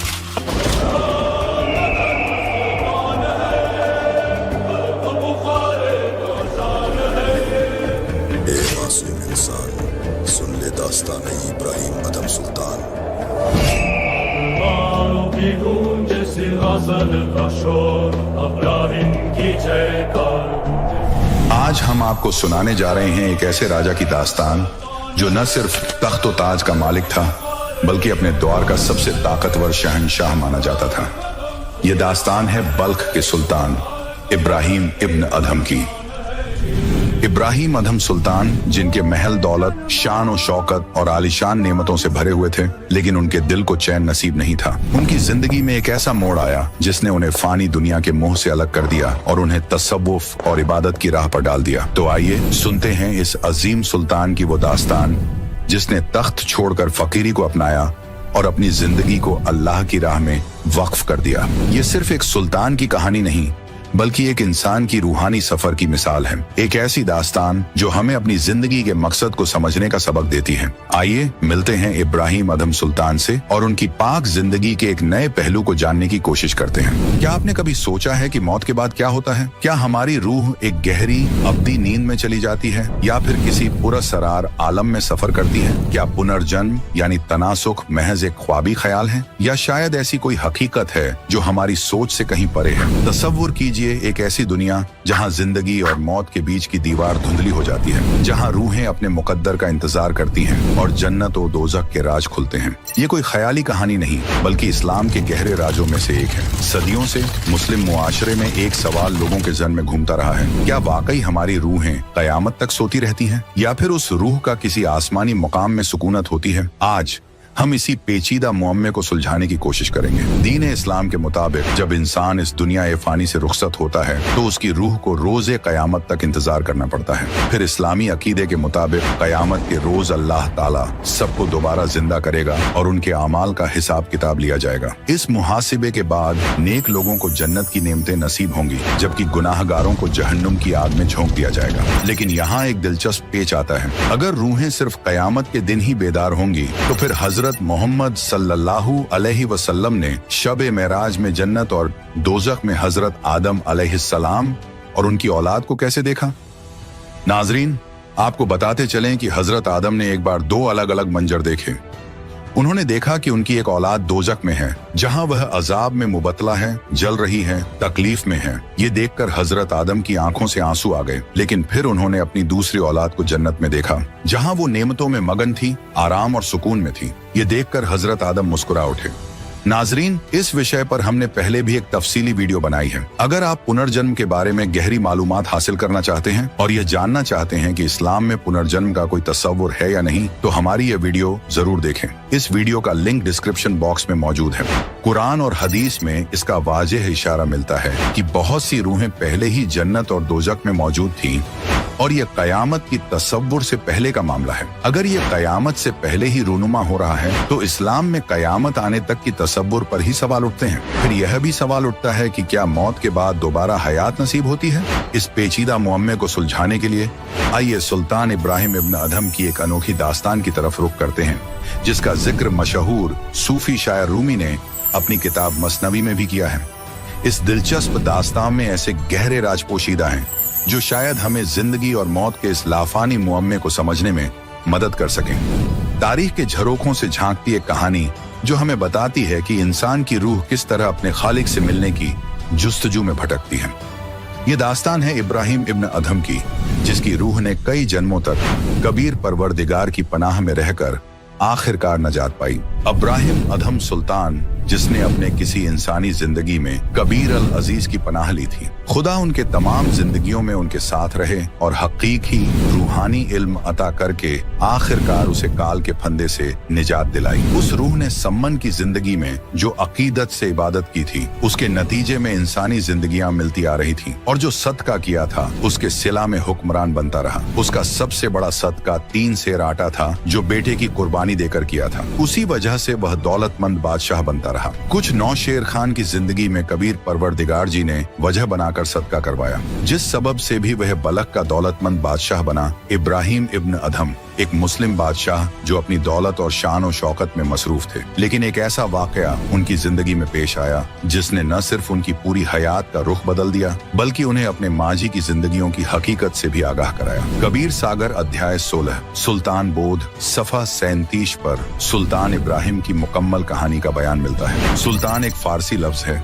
जिसका मतलब है बादशाह। इब्राहिम अधम नाम का एक हुक्मरान था, उन्हें सुल्तान कहा जाता था। पिछली जिंदगियों के नेक बंदे बादशाह, मनसबदार और दौलतमंद बनते हैं। आदरणीय संत गरीबदास जी महाराज ने अपनी मुकद्दस कलाम में इरशाद फरमाया है, अनंत कोटि बाजी जहाँ रते सकल ब्रह्मंड, गरीबदास में क्या करूँ यू काल करे जी। आदरणीय संत गरीबदास जी फरमाते हैं कि अल्लाह कबीर ने उनसे कहा है, ए गरीबदास, मैं इतना कादिर हूँ कि मैंने दीगर मखलूकात और तमाम कायनात को तख्लीक किया है, लेकिन मासूम रूहें मुझे न पहचान कर मुझसे बिछड़ जाती हैं और काल के फंदे में फंस जाती हैं। आखिर मैं क्या करूं? आगे कबीर परवरदिगार आदरणीय गरीबदास जी से कहते हैं, जो जन मेरी शरण है ताका हूँ मैं दास, और गेल गेल लाग्या फिरूं जब तक धरती आकाश, गोता मारूं स्वर्ग में जा बैठूं पाताल, गरीबदास में ढूंढता फिरूं अपने हीरे मोती लाल। कबीर अर रहमान का फरमान है कि जो बंदा उनसे बैअत यानी नाम दीक्षा लेता है वह उसे हर हाल में नजात दिलाएंगे, चाहे इस जिंदगी में हो या किसी और में। वह उस रूह को अपनी हिफाजत में लेकर काल के फंदे से आजाद करेंगे और उसे सतलोक की राह दिखाएंगे जो नेमतों का घर है। इसी वादे के तहत इब्राहिम इब्न अधम की रूह पिछले कई जन्मों से कबीर परवरदिगार की हिफाजत में थी, मगर एक बार फिर काल ने अपना दांव चला और उसे नाम से मुनक्ता कर दिया। एक रात बादशाह के मकान के करीब किसी नेक बंदे के मकान में कुछ दरवेश आए। रात भर उन्होंने सत्संग फरमाया। बादशाह ने रात में अपने मकान की छत पर बैठकर पूरा सत्संग गौर से सुना। अल्लाह की इबादत की जबरदस्त तहरीक हुई। सुबह अपने वजीरों से कहा कि किसी नेक दरवेश का पता करो और मुझे मिलवाओ। एक मक्कार बाबा बड़ा मशहूर था। बादशाह को उसके पास ले जाया गया। बादशाह उसके बताए तरीके से इबादत करने लगा। बादशाह की उंगली में एक बेशकीमती अंगूठी थी। मक्कार बाबा दिखावा तो करता था कि वह माल और दौलत को हाथ तक नहीं लगाता। लगता था कि बड़ा तारिक दुनिया फकीर है, मगर था धोखेबाज। सुल्तान भी उससे मुतासिर था। उस बाबा ने अपने खास खादिम से कहा कि जिस झरगर ने बादशाह इब्राहिम की अंगूठी बनाई है, उस झरगर से वैसी ही अंगूठी नकली हीरों और मोतियों वाली नकली सोने की बनवाला।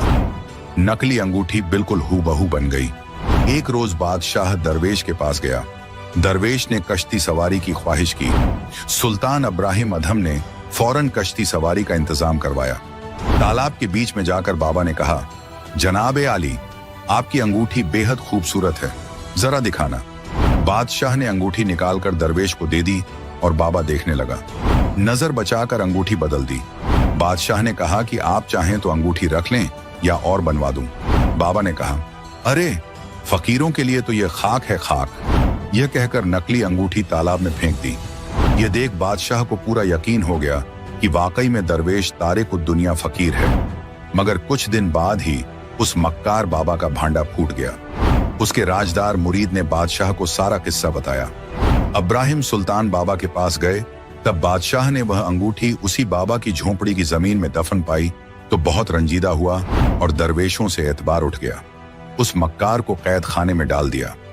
फिर तो बादशाह ने अपने मुल्क के तमाम पीर फकीरों को तलब किया और उनसे सवाल किया कि अगर आपने खुदाए बरतर को पाया है तो मुझे भी उसका दीदार कराओ। इस सवाल का जवाब किसी के पास न था। एक फकीर ने फरमाया कि आप एक दूध का जाम मंगवाए। खादिम ने दूध का जाम लाकर पेश कर दिया। फकीर ने दूध में उंगली डुबोई और बादशाह से कहा, जनाब आली, आपके दूध में घी नहीं है। बादशाह ने कहा, दूध से घी हासिल करने का तरीका है। पहले दूध को गर्म करके ठंडा किया जाता है, फिर जमाया जाता है, तब दही बनता है, फिर मथा जाता है, फिर इसमें से घी निकलता है। फकीर ने कहा, ऐ सुल्तान आजम, जिस तरह दूध से घी पाने का तरीका है वैसे ही इंसानी जिस्म से परवरदिगार को पाने का तरीका है। उस तरीके से अल्लाह ताला की दीदार होता है। मुर्शिद ढूंढो और इबादत करो। बादशाह के दिल में पीर फकीरों के लिए नफरत थी। वह सबको उसी नजरिए से देख रहा था। उस फकीर को भी कैद खाने में डाल दिया। सबसे चक्की चलवाई जा रही थी। सब दरवेश तो खुदाए पाक के लिए ही घर बार छोड़कर निकले होते हैं। राह ए इबादत सही न मिलने के सबब शोहरत की चाह लाजमी है, मगर अगर वे अल्लाह की नेक रूहें होती हैं। खुदा के लिए कोशिश करने से परवरदिगार की उन पर रहमत रहती है। उनको हकीकी इल्म देने के लिए भेस बदल कर अल्लाह ताला उनको समझाते हैं,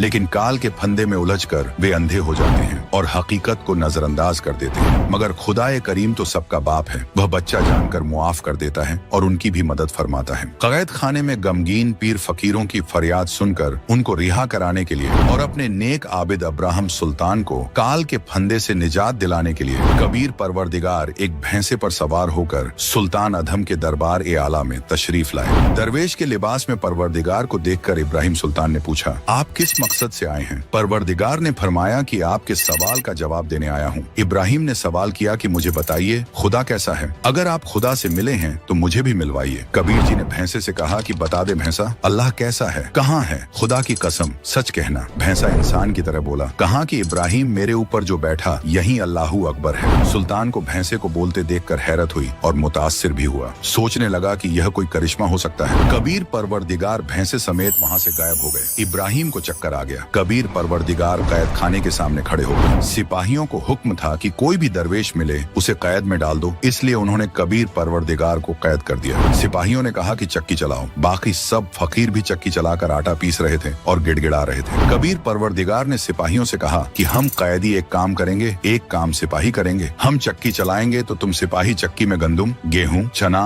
बाजरा डालोगे या हम गंदुम डालेंगे, तुम चक्की चलाओ। सिपाहियों ने चालाकी से कहा कि हम गंदुम डालेंगे, तुम चक्की चलाओ। कबीर परवरदिगार ने कहा कि सब दरवेश खड़े हो जाओ। यह कहकर अपनी चक्की को असा लगाया। उसी वक्त सब 360 चक्की अपने आप चलने लगी। कबीर अल अजीज ने कहा, सिपाही भाई डालो गंदुम, पीसो जितना चाहिए। दरवेशों से कहा कि आंखें मूंद लो। सबने आंखें मूंद ली। फिर परवरदिगार ने कहा कि आंखें खोलो। सबने आंखें खोली तो सब कैद खाने से बाहर बल्ख शहर से दूर जंगल में खड़े थे। कबीर परवरदिगार ने कहा कि आप इस बादशाह के मुल्क को छोड़कर दूर चले जाओ। सब आबिदीन परवरदिगार को सलाम करके और शुक्रिया अदा करके भाग चले। बादशाह को खबर मिली कि एक साहिब एक करामात फकीर आया था। सब कैदियों को रिहा करके ले गया। जाते वक्त दिखाई नहीं दिया। एक चक्की को असा लगाया, सब 360 चक्कियां चलने लगी हैं। बादशाह कैद खाने में गया। चलती चक्कियों को देखकर दंग रह गया। चक्कियां बंद हो गईं। बादशाह सोच में डूब गया। कुछ अय्याम के बाद परवरदिगार कबीर एक ऊंट चराने वाले देहाती जैसे लिबास, हाथ में लंबा आसा लेकर बादशाह के कसर की छत पर नमूदार हुए। रात का वक्त था। बादशाह सो रहा था। कबीर परवरदिगार ने छत के ऊपर असा को जोर जोर से मारना शुरू किया। सुल्तान इब्राहिम नींद से जागा। मुलाजिमों को डांटा कि यह कौन शोर मचा रहा है, लाओ पकड़कर। मुलाजिम ऊपर गए। एक सारबान को छत पर से पकड़कर सुल्तानी के सामने पेश किया। बादशाह ने पूछा, तू कौन है? मेरे कसर की छत पर क्या कर रहा है? कबीर अल अजीज ने फरमाया कि मैं सारबान कारवाम हूँ। मेरा एक ऊंट गुम हो गया है,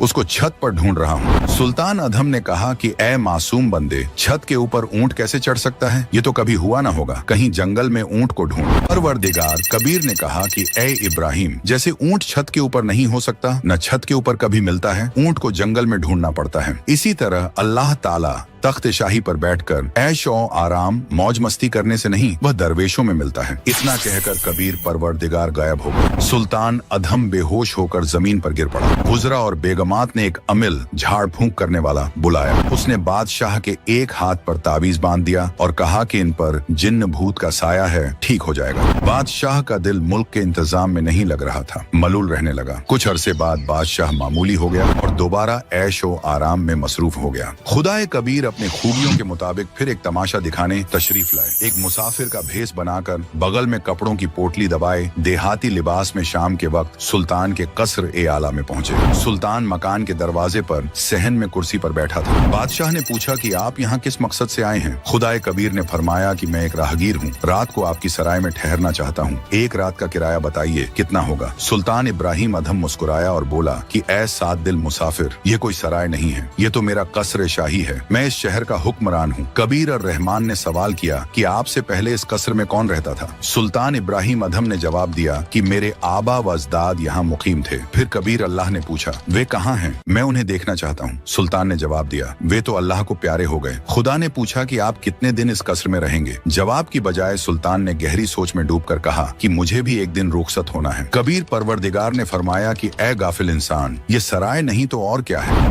अरे तेरे बाप दादा पड़ पीढ़ी, ये बसे सरा में गिद्धी, ऐसे ही तू चल जाई, यूं हम महल सराय बताई।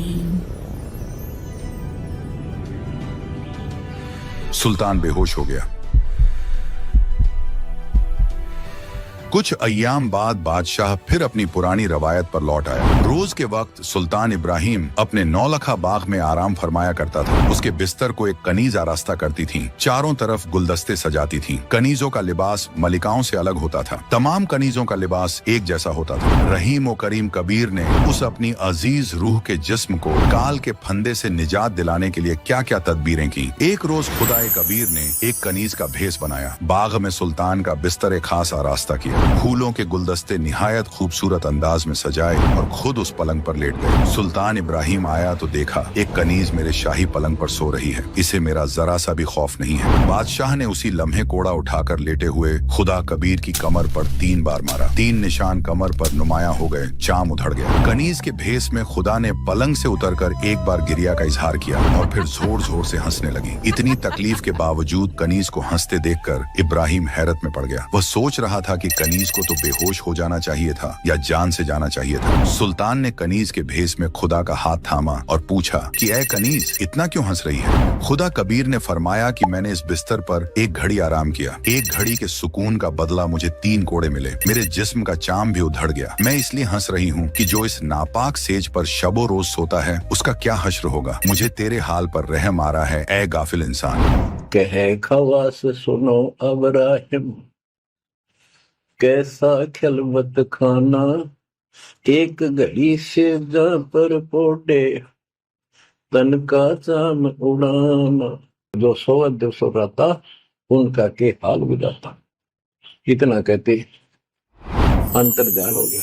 ये मंजर देखकर सुल्तान अधम बेहोश हो गया। जब होश आया तो हैरत में पड़ गया कि ये क्या हो रहा है, मेरी समझ से परे है। कुछ अरसे बाद वुज़रा और बेगमात ने मशवरा दिया कि बादशाह को शिकार पर ले जाओ, कई दिनों तक जंगल में रहो, इनके दिल की परेशानी कम हो जाएगी। ऐसा ही किया गया। पहले ही दिन जोहर तक कोई शिकार नजर न आया। सुल्तान को यह सब नागवार गुजरा। जंगल में तो हिरणों के गल्ले फिरते हैं, आज एक हिरण भी नजर नहीं आया। नागहां एक हिरण दिखाई दिया। बादशाह ने कहा कि यह हिरण किसी सूरत में बचकर नहीं जाना चाहिए। जिसके करीब से जिंदा गुजर गया उसकी खैर नहीं।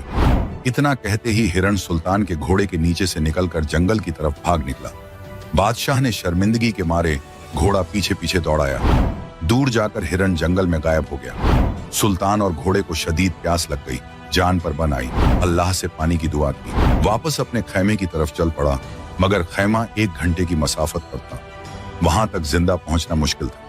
कुछ दूर चलकर इधर उधर नजर दौड़ाई तो एक जिंदा फकीर बैठा नजर आया। करीब में साफ पानी का एक छोटा तालाब था। उसके चारों तरफ फलदार दरख्त थे, शीरीं फल लगे थे। सुल्तान को जिंदगी की उम्मीद की दिखाई दी। पानी पिया, कुछ फल खाए, घोड़े को भी पानी पिलाया और शजर से बांध दिया। जिंदा बाबा की तरफ देखा तो उनके पास 3 खूबसूरत कुत्ते बंधे थे और एक कुत्ता बांधने की जंजीर साथ में रखी थी। सुल्तान ने फकीर को अदब से अस्सलाम वालेकुम कहा, गोया कि वो एक गुलिस्तान में दाखिल हो रहा हो। फकीर ने भी जवाब में एक रूहानी लहजा में वालेकुम सलाम कहा। बादशाह ने कहा, ए फकीर, तुम इन 3 कुत्तों का क्या करेंगे? इनमें से 2 मुझे इनायत फरमा दीजिए। फकीर ने जवाब दिया, ये कुत्ते मैं किसी को नहीं दे सकता। ये तीनों शाही कुत्ते हैं, इन्हें मैंने सबको सिखाना है।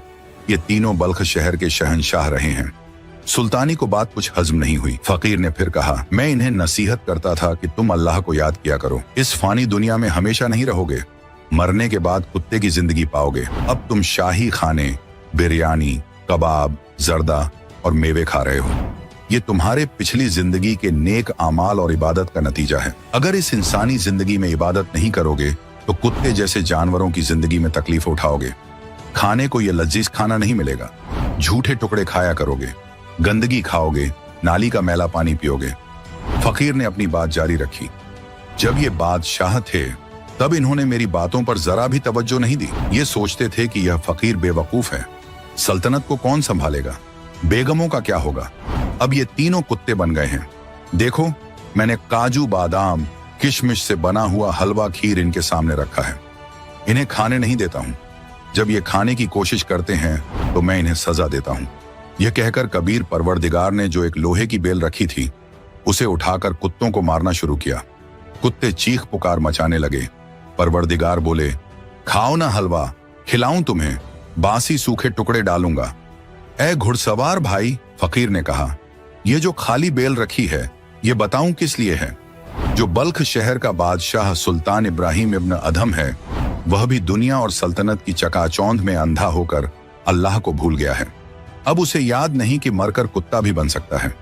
उसे बहुत बार नसीहत दी कि इबादत कर ले, इस कसर ए सराय में हमेशा नहीं रहेगा, लेकिन उसे खुदा का कोई खौफ नहीं है। वह तो खुद को खुदा समझकर मासूम फकीरों को सजा दे रहा है। मैं तो यहां दूर बैठा हूं, इसलिए बचा हूं। वह बादशाह मरेगा, इबादत के बिना कुत्ता बनेगा, उसे लाकर इस जंजीर से बांधूंगा। जिंदा फकीर के मुंह से ये अल्फाज सुनकर और कुत्तों की शक्ल में अपने आबा वजदाद की बदहाली देखकर इब्राहिम कांपने लगा और बोला, ए फकीर, बल्ख शहर का बादशाह मैं ही हूं, मुझे माफ कर दीजिए। यह कहकर फकीर के कदमों में गिर गया। कुछ देर बाद जब वह उठा तो देखा वहां न तो जिंदा फकीर था, न तालाब, न बाघ था, न कुत्ते थे। सुल्तान इसे ख्वाब भी नहीं मान सकता था, क्योंकि घोड़े के पांव अभी भी गीले थे। कुछ फल तोड़कर रखे थे, वे भी मौजूद थे।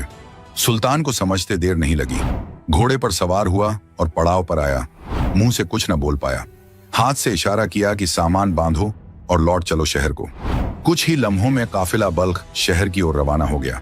जब सुल्तान इब्राहिम अपने महल पहुंचा तो एक कमरे में जाकर अकेला बैठ गया और फूट फूट कर रोने लगा। रानियों ने, वजीरों ने बहुत समझाने की कोशिश की। कहने लगे, ऐ हुजूर, ये दुनिया फानी है, इसमें ऐसा होता रहता है, हिम्मत रखिए। खास रानियां कहने लगी, ऐसा तो औरतों के साथ होता है, आप तो मर्द हैं, आपको सब्र करना चाहिए। आप तो अपनी रियाया के सरपरस्त हैं, आपको मजबूती से अपने फराइज अंजाम देने चाहिए। इतने में एक कुत्ता वहां आ गया। उसके सिर पर गहरा जख्म था जिसमें कीड़े पड़ चुके थे। वो तड़प रहा था। कुत्ता इंसानी जुबान में बोल उठा, ऐ सुल्तान इब्राहिम, मैं भी कभी एक बादशाह था, लेकिन मैंने अपनी सल्तनत के गरूर में बेगुनाह जानों का कत्ल किया, शिकार में बेकसूर जानवर मारे, जंग में नाहक खून बहाया। आज वही तमाम गुनाह मेरे साथ हिसाब बराबर कर रहे हैं। ये कीड़े जो मेरे जख्मों को नोच रहे हैं, यही मेरे की का अजाब है। अब मैं कुछ करने के काबिल नहीं। ऐ इब्राहिम, यही हाल तेरा भी होने वाला है। देख ले अपना अंजाम। तू दुनिया की झूठी दौलत और सल्तनत के मोह में पड़ा हुआ है और अपनी आखिरत को बर्बाद कर रहा है। तेरे पीछे पीछे अल्लाह ताला तुझे राहे हक दिखाने के लिए बुला रहा है, लेकिन तू अब तक गफलत में है। यह लीला भी खुद खुदा ए कबीर जी ने की थी। यह अंतिम झटका था सुल्तान इब्राहिम को दलदल से निकालने का। उसी रात्रि में सुल्तान इब्राहिम ने अपने मुख पर काली स्याही लेपकर एक अल्फी के स्थान पर एक शॉल लपेटा। फिर कमरे में कमर बांधकर पीछे के रास्ते से उतरकर चल पड़ा। वो पूरी रात अल्लाह की याद में चलता रहा। तकरीबन 20 किलोमीटर का सफर तय किया तो उसे शदीद भूख लगी। उसने आगे एक मालन को देखा जो बेर बेच रही थी। वह मालन खुद खुदा ए कबीर जी ही थे, जो एक मालन का भेस बनाकर रास्ते में बाग के बाहर बेर बेच रहे थे। सुल्तान मालन के पास गया और उनसे बैरों का भाव पूछा तो मालन ने बताया कि एक आने के सेर 1 रुपये में 16 आने होते थे। एक सेर यानी 1 किलोग्राम। सुल्तान के पास आना नहीं था। उसने जो झूठी पहन रखी थी, उन दोनों की कीमत उस समय 2.5 लाख रुपये थी। ऊपर हीरे पन्ने जड़े थे। सुल्तान ने कहा कि मेरे पास 1 आना या रुपया नहीं है, ये झूठी हैं, इनकी कीमत 2.5 लाख रुपये है। ये दोनों ले लो, मुझे भूख लगी है, 1 सेर बेर तोल दो। मालन 1 सेर बेर तोलकर इब्राहिम के शॉल के पल्ले में डालने लगी तो एक बेर नीचे गिर गया। उस बेर को उठाने के लिए मालन ने भी हाथ बढ़ाया और इब्राहिम ने भी मालन के हाथ से बेर छीनना चाहा। दोनों अपना बेर होने का दावा करने लगे। उसी वक्त खुदाए कबीर ने मालन का रूप बदलकर अपने वास्तविक रूप में आ गए और सुल्तान को जोर से एक थप्पड़ मारा और कहने लगे, ये गमवार, तू इतना मूर्ख, 2.5 लाख की जूती छोड़ रहा है और 1 पैसे के बेर के ऊपर झगड़ा कर रहा है। ये कैसा त्याग है तेरा? जा वापस कर ले अपना राज। खुदाए कबीर ने कहा कि हे प्यारी आत्मा, घर के त्याग देने से कुछ नहीं होता, हृदय से त्याग मिट्टी समझ इसको। तब उसको अपनी गलती का एहसास हुआ और फिर परवरदिगार कबीर जी ने कहा, इब्राहिम, मैं वही अल खिज्र हूं जिसके पास कुरान ज्ञानदाता ने हजरत मूसा को सच्चा इल्म लेने के लिए भेजा था, लेकिन हजरत मूसा मेरी शर्तों पर खरा नहीं उतर सका, इसलिए मैंने हजरत मूसा को वह सच्चा इल्म नहीं बख्शा। इब्राहिम, अब तू घर त्याग कर आ गया है, इसलिए मैं अब तुझे वह गुप्त इल्म बता रहा हूं।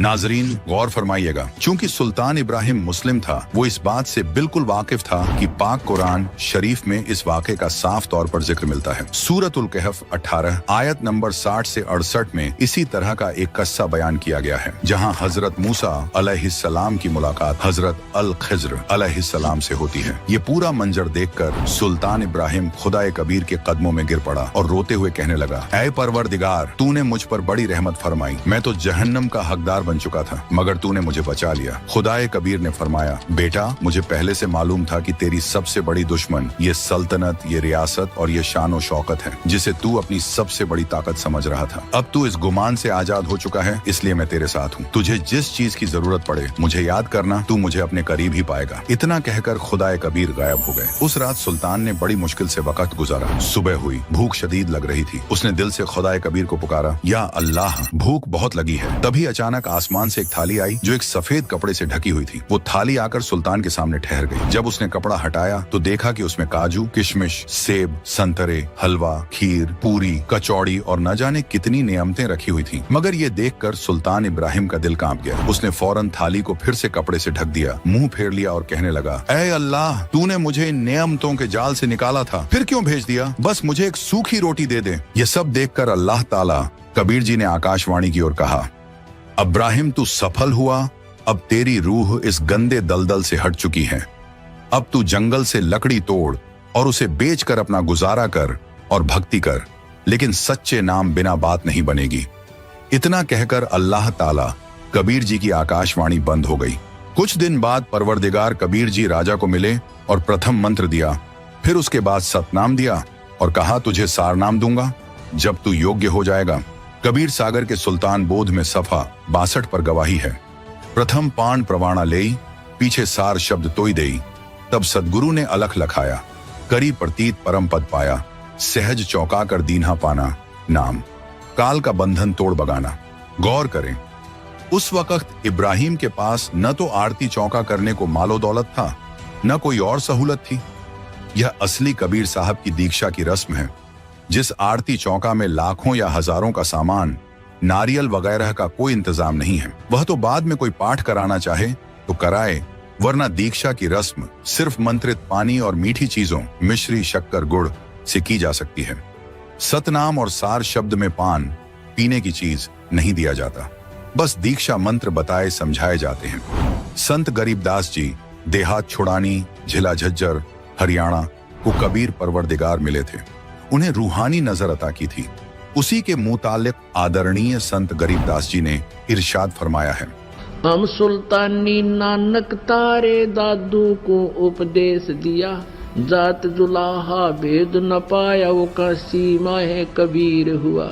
अनंत कोट ब्रह्मांड का एक रति नहीं भारे, सतगुरु पुरुष कबीर हैं ये कुल के सिरजनहारे। कुछ अर्श बाद एक दिन राजा गांव से गुजर रहा था। रास्ते में वर्षा होने लगी, शीतल वायु बहने लगी। अब्राहिम ने एक झोंपड़ी देखी जो एक किसान की थी। उसके पास 2 बीघा जमीन बिना सिंचाई की थी। एक बूढ़ी गाय जो 4-5 बार प्रसव कर चुकी थी। एक काणी स्त्री थी। शीतल वायु के कारण उत्पन्न ठंड से बचने के लिए अब्राहिम अधम सुल्तान उस झोंपड़ी के पीछे लेट गया।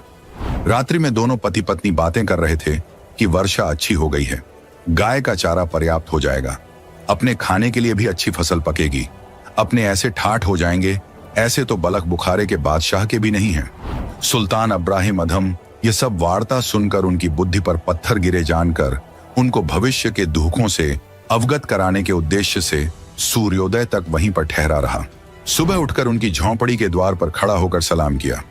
दोनों पति पत्नी झोंपड़ी से बाहर आए। अब्राहिम उनको भक्ति करने तथा माया से मुख मोड़ने का ज्ञान देने लगा।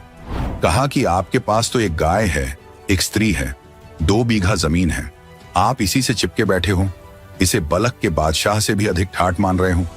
ये तो कुछ दिनों का मेला है, तुमको गुरुजी से उपदेश दिला देता हूं, तुम्हारा जीवन धन्य हो जाएगा।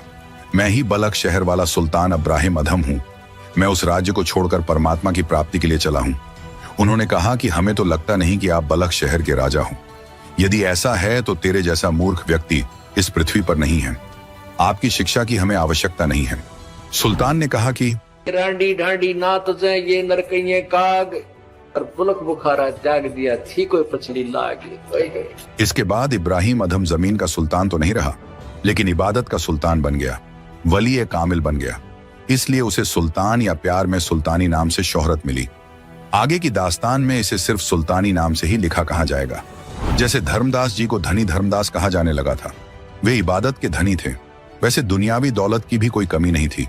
सुल्तान इब्राहिम के पिछले जन्मों की दास्तान नेकी और सेऊ तो उसी जिंदगी में नजात पा गए, लेकिन सम्मन के दिल पर जख्म लग गया कि अगर मेरे पास दौलत होती तो मुझे बेटे की कुर्बानी न देनी पड़ती। अल्लाह ताला ने उसी जन्म में सम्मन नेकी सेऊ को मालो दौलत से नवाजा था। वे गरीब नहीं रहे थे। सम्मन दिल्ली का बड़ा अमीर शख्स हो गया था, लेकिन फिर नजात की ख्वाहिश नहीं रही। मुर्शिद कामिल के लिए बेटे की कुर्बानी देने की वजह से अगली जिंदगी में नौशेर खां शहर के बादशाह के घर पैदा हुआ, शहनशाह बना। 80 खजाने हीरे मोतियों से भरे थे, लेकिन सदका नहीं करता था, न अल्लाह को याद करता था। खुदाए ताला कबीर साहिब जिंदा बाबा अल खिज्र का भेष बनाकर नौशेर खान बादशाह के पास गए और सदका करने की नसीहत दी। बादशाह ने कहा, मैं गरीब बादशाह हूँ। जिंदा ने कहा कि आपके 80 खजानों पर परचम लहरा रहे हैं। बादशाह ने कहा, ये तो कोयले हैं। जिंदा ने कहा, जैसी तेरी नियत है कोयले हो जाएंगे। बादशाह ने खजाने खोलकर देखे तो वाकई कोयले हो गए थे। बादशाह ने परवरदिगार के कदम पकड़कर मुआफी मांगी। परवरदिगार ने कहा कि अगर ज्यादा माल सदका करे तो ये फिर से हीरे मोती बन जाएंगे। बादशाह ने कहा, जैसा आप फरमाएं वैसा ही करूंगा।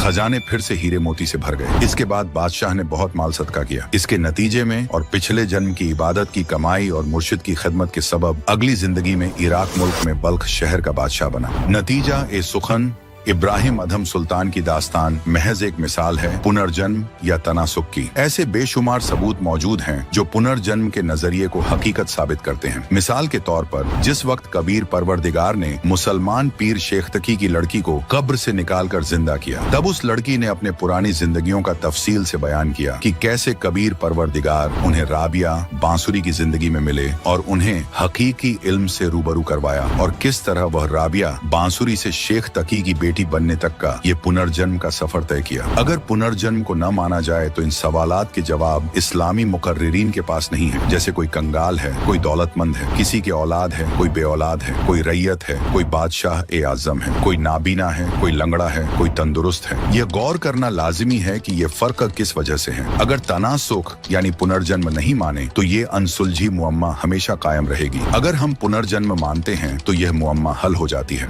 आदरणीय गरीबदास जी ने इरशाद फरमाया है कि कहते पिछली तब से होता है पूर्ण हंस मुराद, यानी ए नेक आबिद, पिछली जिंदगी में किए जिक्र व रियाजत से मुराद पूरी होती है।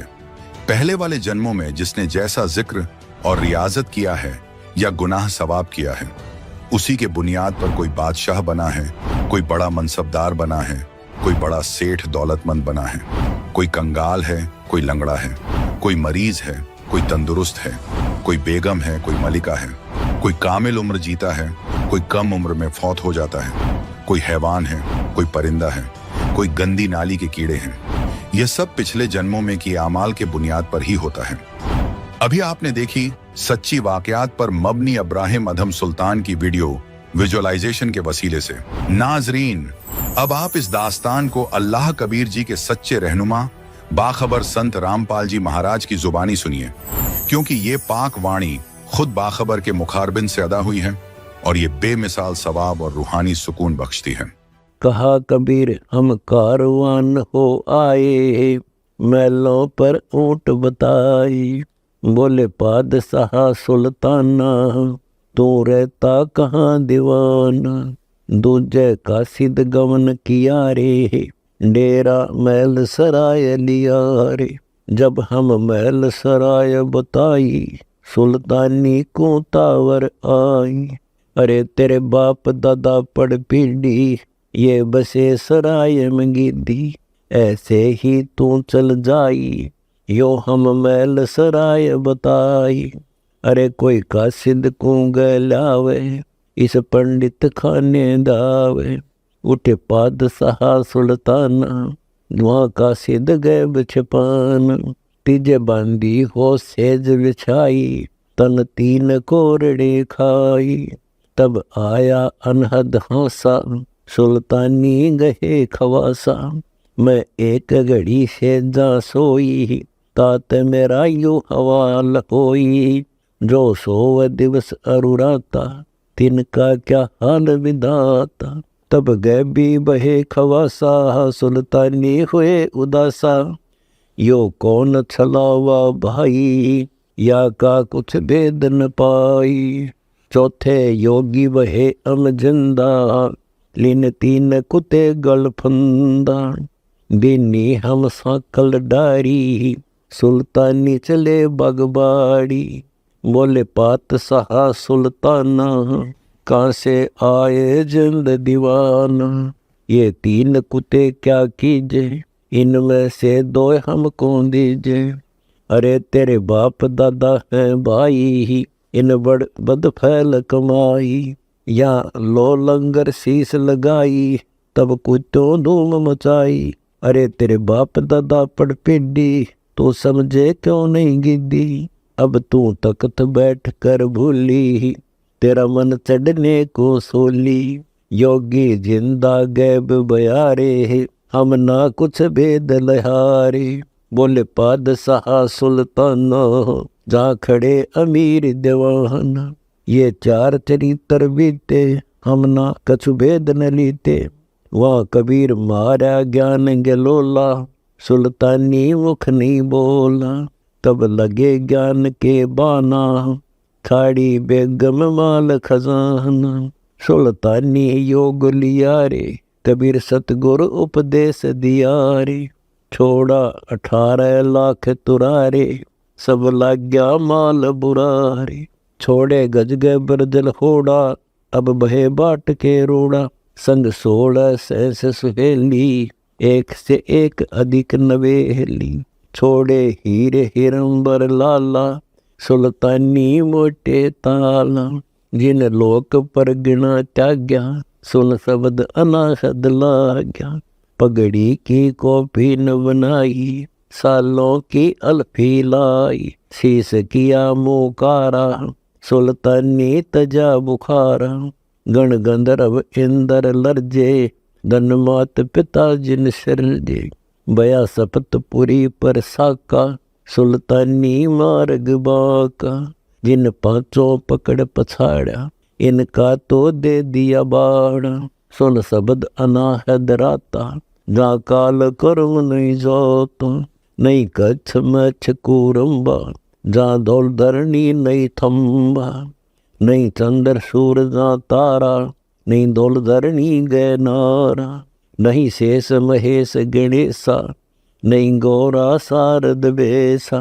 जा ब्रह्मा विष्णु नवाणी, नहीं नारद शारद जानी।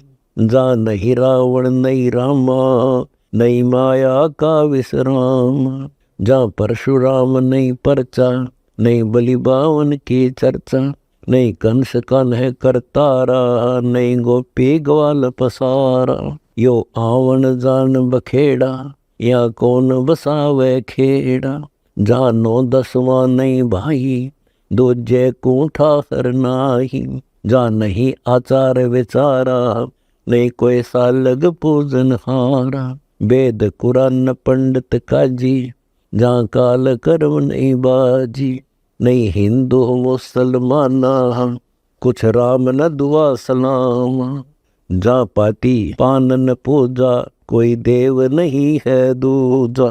जा देवल धाम न देही, चिन्हो क्यों न शब्द स्नेही।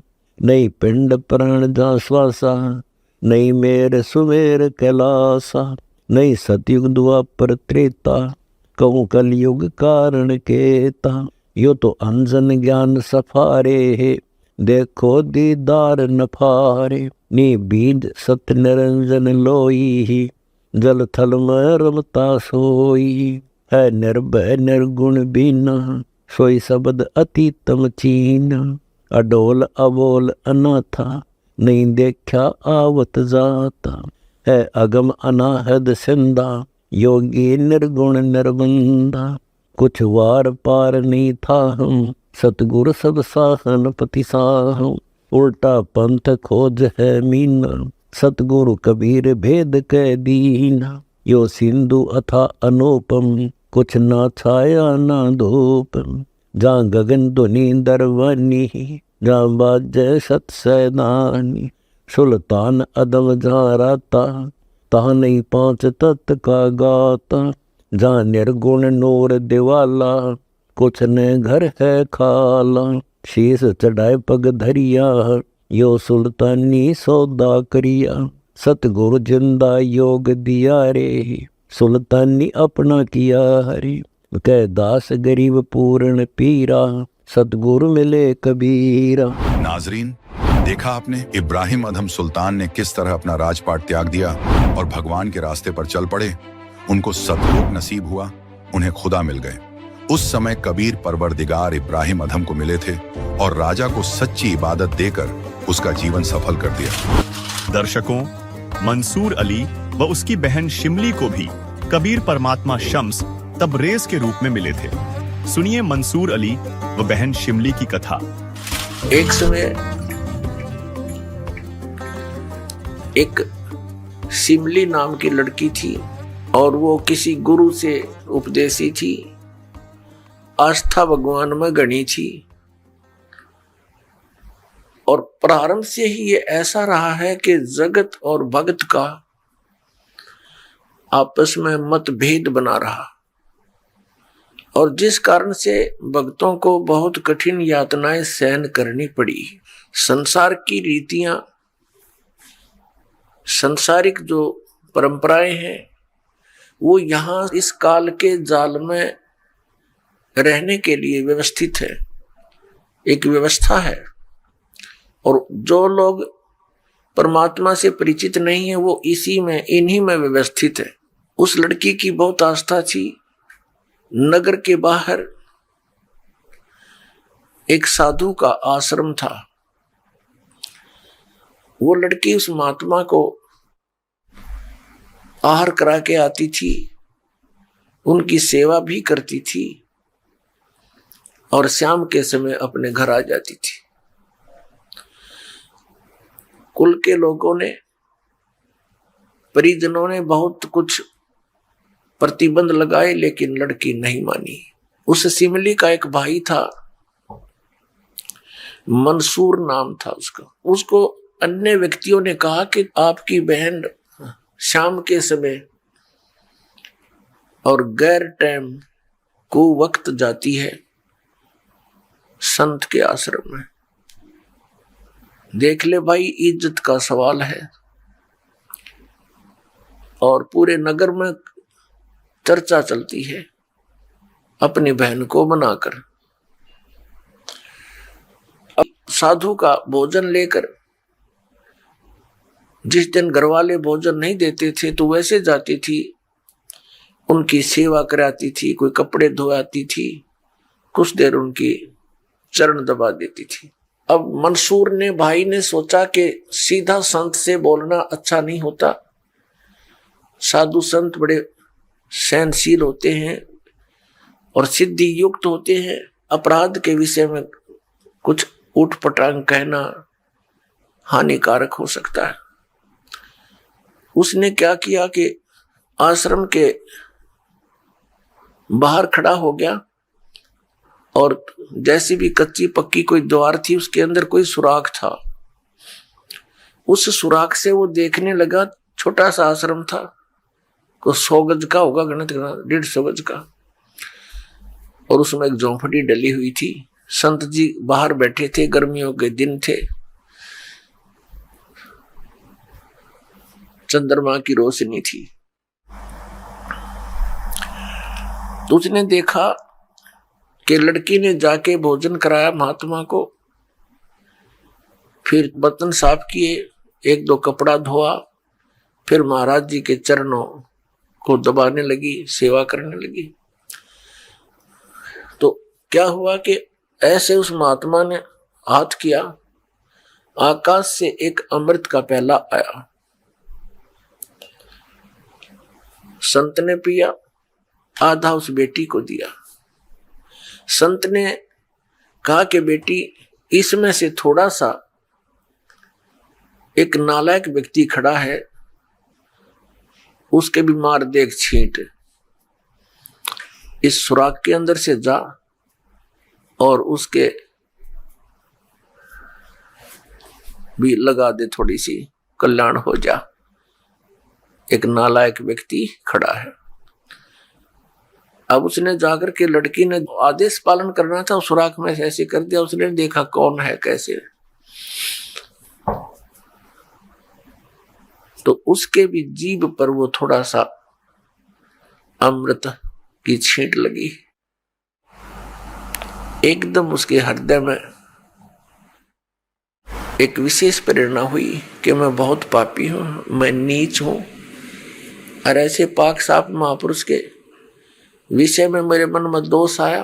रोता हुआ आश्रम के अंदर प्रवेश हुआ और कहा, महाराज मुझ पापी का भी उद्धार हो सकता है। मैंने आपके बारे में बहुत गलत सोचा। उस संत ने कहा, बेटा जब तक बोध नहीं होता, ज्ञान नहीं होता, तब तक प्राणी के ऐसे अपराध अक्षमा करने योग्य होते हैं।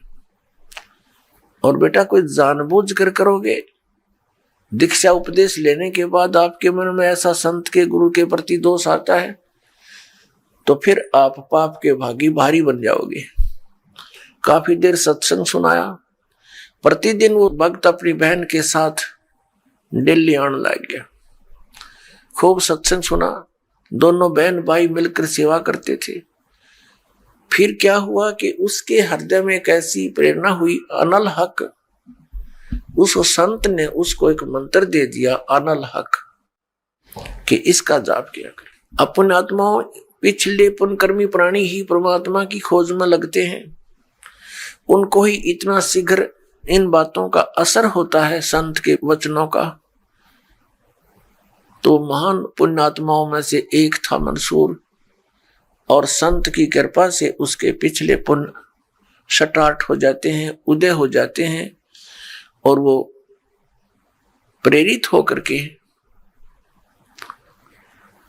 वो भक्ति प्रारंभ कर देता है। जैसे एक फॉर एग्जाम्पल, जैसे कोई कटोरी में घी डाल रखा है, उसमें एक ज्योति भी रखी है, और वो ज्योति जला रखी थी, बुझ गई, घी भी है उसके अंदर, बनी बनाई बाती भी उपलब्ध है। एक सीख लगाने की आवश्यकता है, वो जग जाएगी। तो जितने भी पुण्यकर्मी प्राणी हैं, जो भी साधु संत महापुरुषों के प्रवचन सुनते हैं, किसी भी संत के, चाहे उसने भक्ति मार्ग का कति ज्ञान नहीं, लेकिन भगवान की महिमा तो वो भी सुना ही देते हैं। तो उससे क्या होता है कि वह ज्योत जग जाती है। अब वह ज्योत तक जगगी, जब तक पूर्व जन्म का उसके अंदर घी है, यानी पुण्य है, तो जगेगी, प्रेरणा बनी रहेगी भगवान के पाने की। यदि आगे उसमें विधि, घी उसके पास नहीं है डालने के लिए, तो वो ज्योति भी जल जाएगी और घी भी समाप्त हो जाएगा, और सारा कटोरा व कटोरी काली हो जाएगी। तो पुण्यात्मा, उस अनल हक मंत्र के गुरु जी ने दे दिया, जो मंत्र देना था उसको। अनल हक का अर्थ होता है अहम ब्रह्मास्मि, मैं ही ब्रह्म हूं, मैं ही परमात्मा हूं, अनल हक। हालांकि ये कोई मंत्र नहीं था, लेकिन उस मंसूर के अंदर वो पूर्व जन्म का घी और ज्योति रह रही थी, वह जगेगी। अब उस मंत्र से भविष्य में तो कोई लाभ उसको होना नहीं था, क्योंकि वो चार्जर ठीक नहीं था। पूर्व जन्म की बैटरी से उसमें इतना प्रभाव था, इतने पुण्यों से, कि उसने अनल हक कहना शुरू कर दिया कि मैं ही परमात्मा हूं। अब भोली आत्माओं, पुण्यात्माओं को जैसा भी गुरु ज्ञान देता है, वो तो दृढ़ होते हैं। गुरु जी ने 2 दूना 6 कह दिया, तो वो 6 ही बोलते रहेंगे। घर वाला कहेगा, कोई उसको बताना चाहेगा, वो नहीं मानेगा, कहता नहीं मेरे गुरु जी ने ऐसे ही बोला। तो अबोध बच्चे ऐसे ही होते हैं। इस बात का ज्ञान पूरे मुसलमान धर्म में हुआ, क्योंकि वो मुसलमान धर्म से संबंधित था। और मुसलमान धर्म ये मानता है कि जीव ब्रह्म नहीं हो सकता, वैसे तो जीव ब्रह्म हो ही नहीं सकता, ये तो अंडरस्टूड है। जीव तो ब्रह्म है ही नहीं, ब्रह्म अलग है, जीव अलग है। ब्रह्मीन भगवान जो जीव का भी उत्पत्ति करता है। लेकिन मुसलमान धर्म ये मानते हैं कि पृथ्वी पर परमात्मा नहीं आ सकता। वह तो सातवें आसमान में रहता है, सातवें स्वर्ग में। और कोई ये कहता है कि पृथ्वी पर परमात्मा है, वो दंड का अधिकारी है, वो भ्रमित कर रहा है, मुसलमान धर्म के विधान को बिगाड़ रहा है। इस कारण से मंसूर को बहुत बार समझाया, राजा तक बात गई, बहुत कुछ कहा लेकिन नहीं माना, अनलहक करता रहा। उसको कहा कि तू ऐसा मत बोल। अब साधु को तो कोई बोल नहीं सके था कि वो क्या मंत्र दे रहा है, लेकिन पब्लिक के अंदर जब बात आ जाती है तो वो अपना पूरा जोर शोर से विरोध करते हैं। अब क्या हुआ कि वो नहीं माना तो उसको चौराहे पर खड़ा कर दिया, बांध दिया उसको चौराहे पर। और फिर क्या कहा कि या तो तू अनलहक कहना छोड़ दे, नहीं तो तेरे पत्थर मारेंगे। उसने फिर कहा अनलहक, क्योंकि वो तो मदमस्त हो गया था, अलमस्त हो गया था। ऐसी स्थिति पूर्वजन्मों के पुण्यों से होती है, और भविष्य की भक्ति नहीं होती है तो वो नष्ट हो जाता है उस जीवन, ऐसी पुण्यात्मा का। तो उसको सजा दी गई कि पूरे नगर के व्यक्ति इसको पत्थर मार मार के इसका वध करेंगे। ऐसी सजा दें ताकि और भी कोई ऐसी हिम्मत ना करे। तो सभी लाइन में आ रहे थे और पत्थर मार रहे थे, तू पापी है, पत्थर मार रहे थे, निकल जाते थे। अब उसकी बहन सिमली का भी नंबर आ गया। जब और पत्थर लगा रहे थे वो हंस रहा था, अनलहक अनलहक हंस रहा था। और जब उसकी बहन सिमली का नंबर आया वो भी लाइन में खड़ी थी। तो बहन ने सोचा पत्थर तो मैं नहीं मारूंगी, लेकिन लोक लाज में आके उसने फूल उठा लिया कि मैं फूल मार आऊंगी इसके। यहां ये लोग भी ना मेरा विरोध करेंगे और भाई का चोट भी ना लगेगी। उसने फूल मारा, फूल मारते ही वो रोने लग गया, बहुत बुरी तरह रोने लगा। तब सिमली ने कहा कि भाई लोग तेरे पत्थर मार रहे थे, उनके पत्थरों से नहीं रो रहा था, और तू मेरे फूलते रोने लग गया। अरे ये कोई चोट थोड़ी लगी तुझे? उसने कहा सिमली ये तो अनजान थे, इनका मुझे दुख नहीं था, तू तो परिचित थी मैं किसके ऊपर फिदा हो रहा हूं। और तेरा हाथ कैसे हो गया नालायक मेरी तरफ? तूने भगवान की तरफ हाथ कर दिया।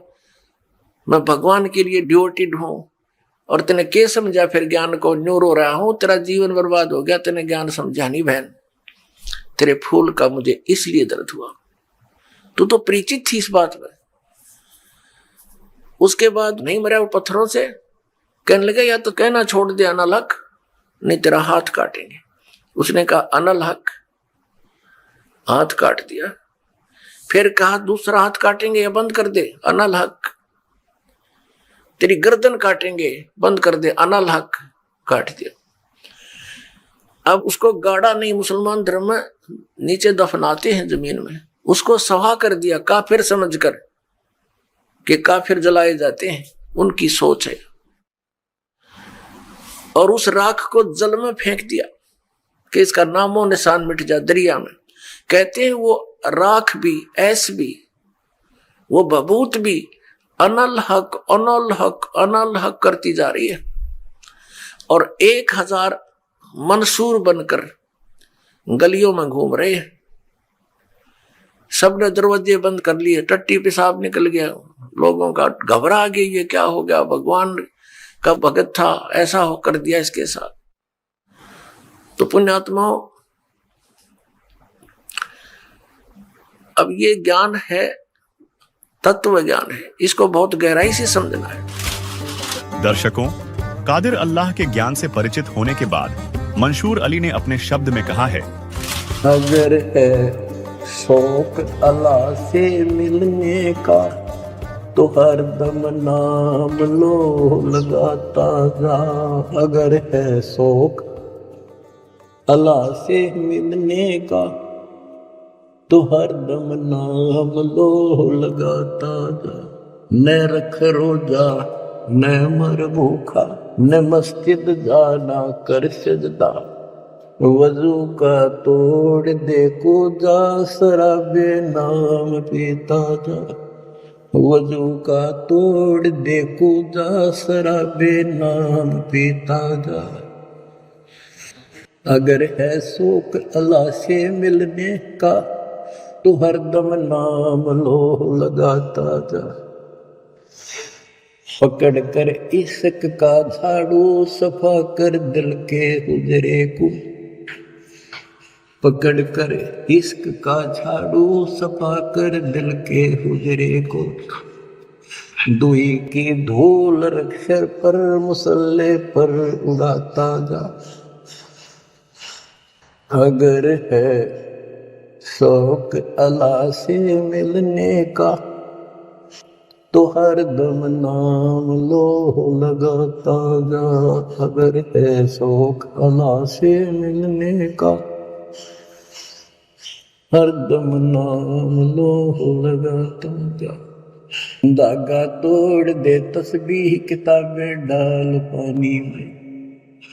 मसाहिक बनकर क्या करना मजी खत को जलाता जा। अगर है शौक अल्लाह से मिलने का तो हर दम नाम लो लगाता जा। अगर है शौक अल्लाह से मिलने का तो हर दम नाम लो लगाता जा। कै मंसूर काजी से निवाला को पर कामत खा। अनल हक नाम बर हक है यही कलमा सुनाता जा। अगर है शौक अल्लाह से मिलने का तो हर दम नाम लो लगाता जा। अगर है शौक अल्लाह से मिलने का हर दम नाम लो लगाता जा। साथ ही तैमूर लंग जो गरीब लोहार था उसे भी कबीर अल्लाह एक जिंदा बाबा के रूप में मिले, जिसे कादिर अल्लाह कबीर ने एक रोटी के बदले 7 पीढ़ी का राज दे दिया था। सुनिए तैमूर लंग की सच्ची कहानी बाखबर संत रामपाल जी की जुबानी। और औरंगजेब के बाद फिर ये इनका राज्य छोटे छोटे टुकड़ों में विभाजित हो गया था। ये तो इतिहास साक्षी है। अपने आत्माओं क्या हुआ? अम्माई ने सोचा ये तो सचमुच कोई वैसे ही कोई पागल सा आदमी है, ये ऐसी बात कह रहा है, तेरी 7 पीढ़ी का राज दे दिया, समय पर टूक नहीं, कोई बात नहीं, शांत होकर आ गई अपने घर पे हमने। अब क्या हुआ कि कुछ दिनों के बाद तैमूर लंग ने क्या देखा कि उसी अक्षेत्र का एक राजा बहुत बदमाशी करया करता। गांव में जो भी कोई सुंदर लड़की होती युवा, उसको अपने उन नौकरों से, क्योंकि मुखबर होते थे गांव गांव में उनके, वो संकेत कर देता और उसके वह सिपाही ठा लाते। ऐसे ही उसी गांव की एक लड़की, युवा लड़की, खेतों से पशुओं का चारा लिए आ रही थी। तैमूर लंग वहां बकरी भेड़ चरा रहा था। इतने में उस राजा के नौकर एक उसी गांव की उस लड़की को जबरदस्ती करके अपने वाहन में घोड़ों के ऊपर डालना चाह रहे थे। उसने शोर मचा दिया, अरे भाई तैमूर आइए, अरे तैमूर भाई मने बचाइए। अब पाड़ी दौड़ा तल्ला ठोस एक बांध कर सिर का कपड़ा और डे का लठ बाज लिया। मट्टा मट सैनिकों के कई गट्टे तोड़ दिए। अब वो कई जने थे तो तैमूर लंग को इतना मार पीट दिया, उसको मृत करके छोड़ कर चले गए। वो परमात्मा का आशीर्वाद था, वो जीवित हो गया और गांव के लोग पहुंचे, उसको घर ले आए, कुछ दिन में स्वस्थ हो गया। अब उसके मन में एक कल्पना होगी, हे भगवान, मैं राजा बनूं और इस अन्यायी राजा का बक्कल तारूं। इसने हमारी बहन बेटियों की इज्जत लूट रहा है और यही तरफ बनेगी उसके। इसी उद्देश्य से उसने क्या किया, सपने में एक दिन परमात्मा वही जिंदा महात्मा तैमूर लंग को दिखाई दिए और कहा, बेटा, जिस एहरन पर तू पार्ट टाइम काम करता है, हथौड़े मारन जाता घण मारने, उस एहरन ने मोल ले ले और उसके नीचे एक बहुत बड़ा खजाना दबा हुआ है। हीरे, पन्ने, जवाहरात, सोने की असरफियां, बहुत घना खजाना है। और परमात्मा ने कहा, तू बोला स्वप्न में बात की कि भगवान हम कैसे खरीदेंगे, पैसा तो है नहीं। प्रभु ने कहा कि आप उनसे जिक्र करना और उधार पे ले लेना, वो दे देगा। कहते परमात्मा जब दया बख्शता है दोनों तरफ से रिमोट से चलाता है। सुबह उठा, अपनी माँ से वो स्वप्न बताया कि माता जी ऐसे ऐसे वही महाराज दिखाई दिए थे और ये कह रहे थे कि तू उस एहरन मोल ले ले। अब उसी रात्रि में उसकी माता जी को भी परमात्मा से दिखे। उसकी माँ ने भी कहा, बेटा मुझे भी स्वप्न थोड़ा थोड़ा याद है, आज भगवान वही संत वो फकीर दिखाई दिए, पर बेटा मैंने वो समझ नहीं सकी, मेरा याद को ना उन्होंने के बात कही थी। तैमूर लंग ने कहा, माँ मेरे सारी बात याद रहेगी। तो कहने लगी, बेटा हमने कौन देगा वो एहरन, एहरन का स्थान था को 20, 30, 50 गज, तो हमें कैसे देगा, हमारे पास पैसा नहीं। तो तैमूर लिंग ने कहा कि माता जी, महात्मा जी कह रहे थे तू एक बार चर्चा शुरू करना। माता जी कहने लगी, बेटा देख ले चर्चा करके उधार पे। उधर से परमात्मा ने उस एहरन वाले लोहार के मन में एक विशेष प्रेरणा कर दी कि ये स्थान थोड़ा है और बाहर उसका प्लाट था थोड़ी सी दूरी पे, वो कुछ बड़ा था कि यहाँ अब भीड़ बढ़ने लगी, इसको कोई इस स्थान को मोल ले ले तो मैं उधार भी दे दूं, चाहे 1 साल में दे दे हमारे पैसे। अब उसने तैमूर लंग ने जाकर उस लोहार से प्रार्थना की और सब चर्चा की। वो लोहार कहने लगा, भाई इस एहरन समेत दे दूंगा तेरे को। अब तैमूर लंग ने यही प्रार्थना की थी, यदि आप एहरन समेत मुझे दे दो तो मैं भी अपना गुजारा कर लूं। तो कहने लगा, मैं एहरन समेत दे दूंगा, क्योंकि वो एहरन पुराना हो गया था, उसने नए लेने की सोच ली। ये सब मालिक की मेहर होती है, जब परमात्मा काम बनाता है वो दोनों तरफ रोल करता है। तो उसने कहा, भी तुम कितने दिन में पैसे दे दोगे? उसने कहा, भी 1 वर्ष में दे देंगे। तैमूर लंग कहने लगा, 1 वर्ष में आपके सारे पैसे दे दूंगा। तो एहरन वाले ने कहा कि यदि 1 वर्ष में नहीं दोगे तो क्या होगा? आपे कहने लगा कि मैं ये एहरन वापस ले लूंगा सारा स्थान समेत। तैमूर लंग ने कहा, लिखवा ले बेशक मेरे से, वचन हो गए, ठीक है। उसने 1-2 दिन में वो स्थान खाली कर दिया और परमात्मा ने फिर स्वप्न में उसको दिया कि तू एकदम इस पैसे को व्यय मत करना, किसी को खबर ना लगने देना, धीरे धीरे इसका प्रयोग करना। तो मालिक के संकेत अनुसार उसने पहले उसके चारों तरफ एक मिट्टी की ऊंची सी दीवार बनाई। खोद कर देखा तो वहां सचमुच बहुत ज्यादा असरफी, सोना, काफी सामान था।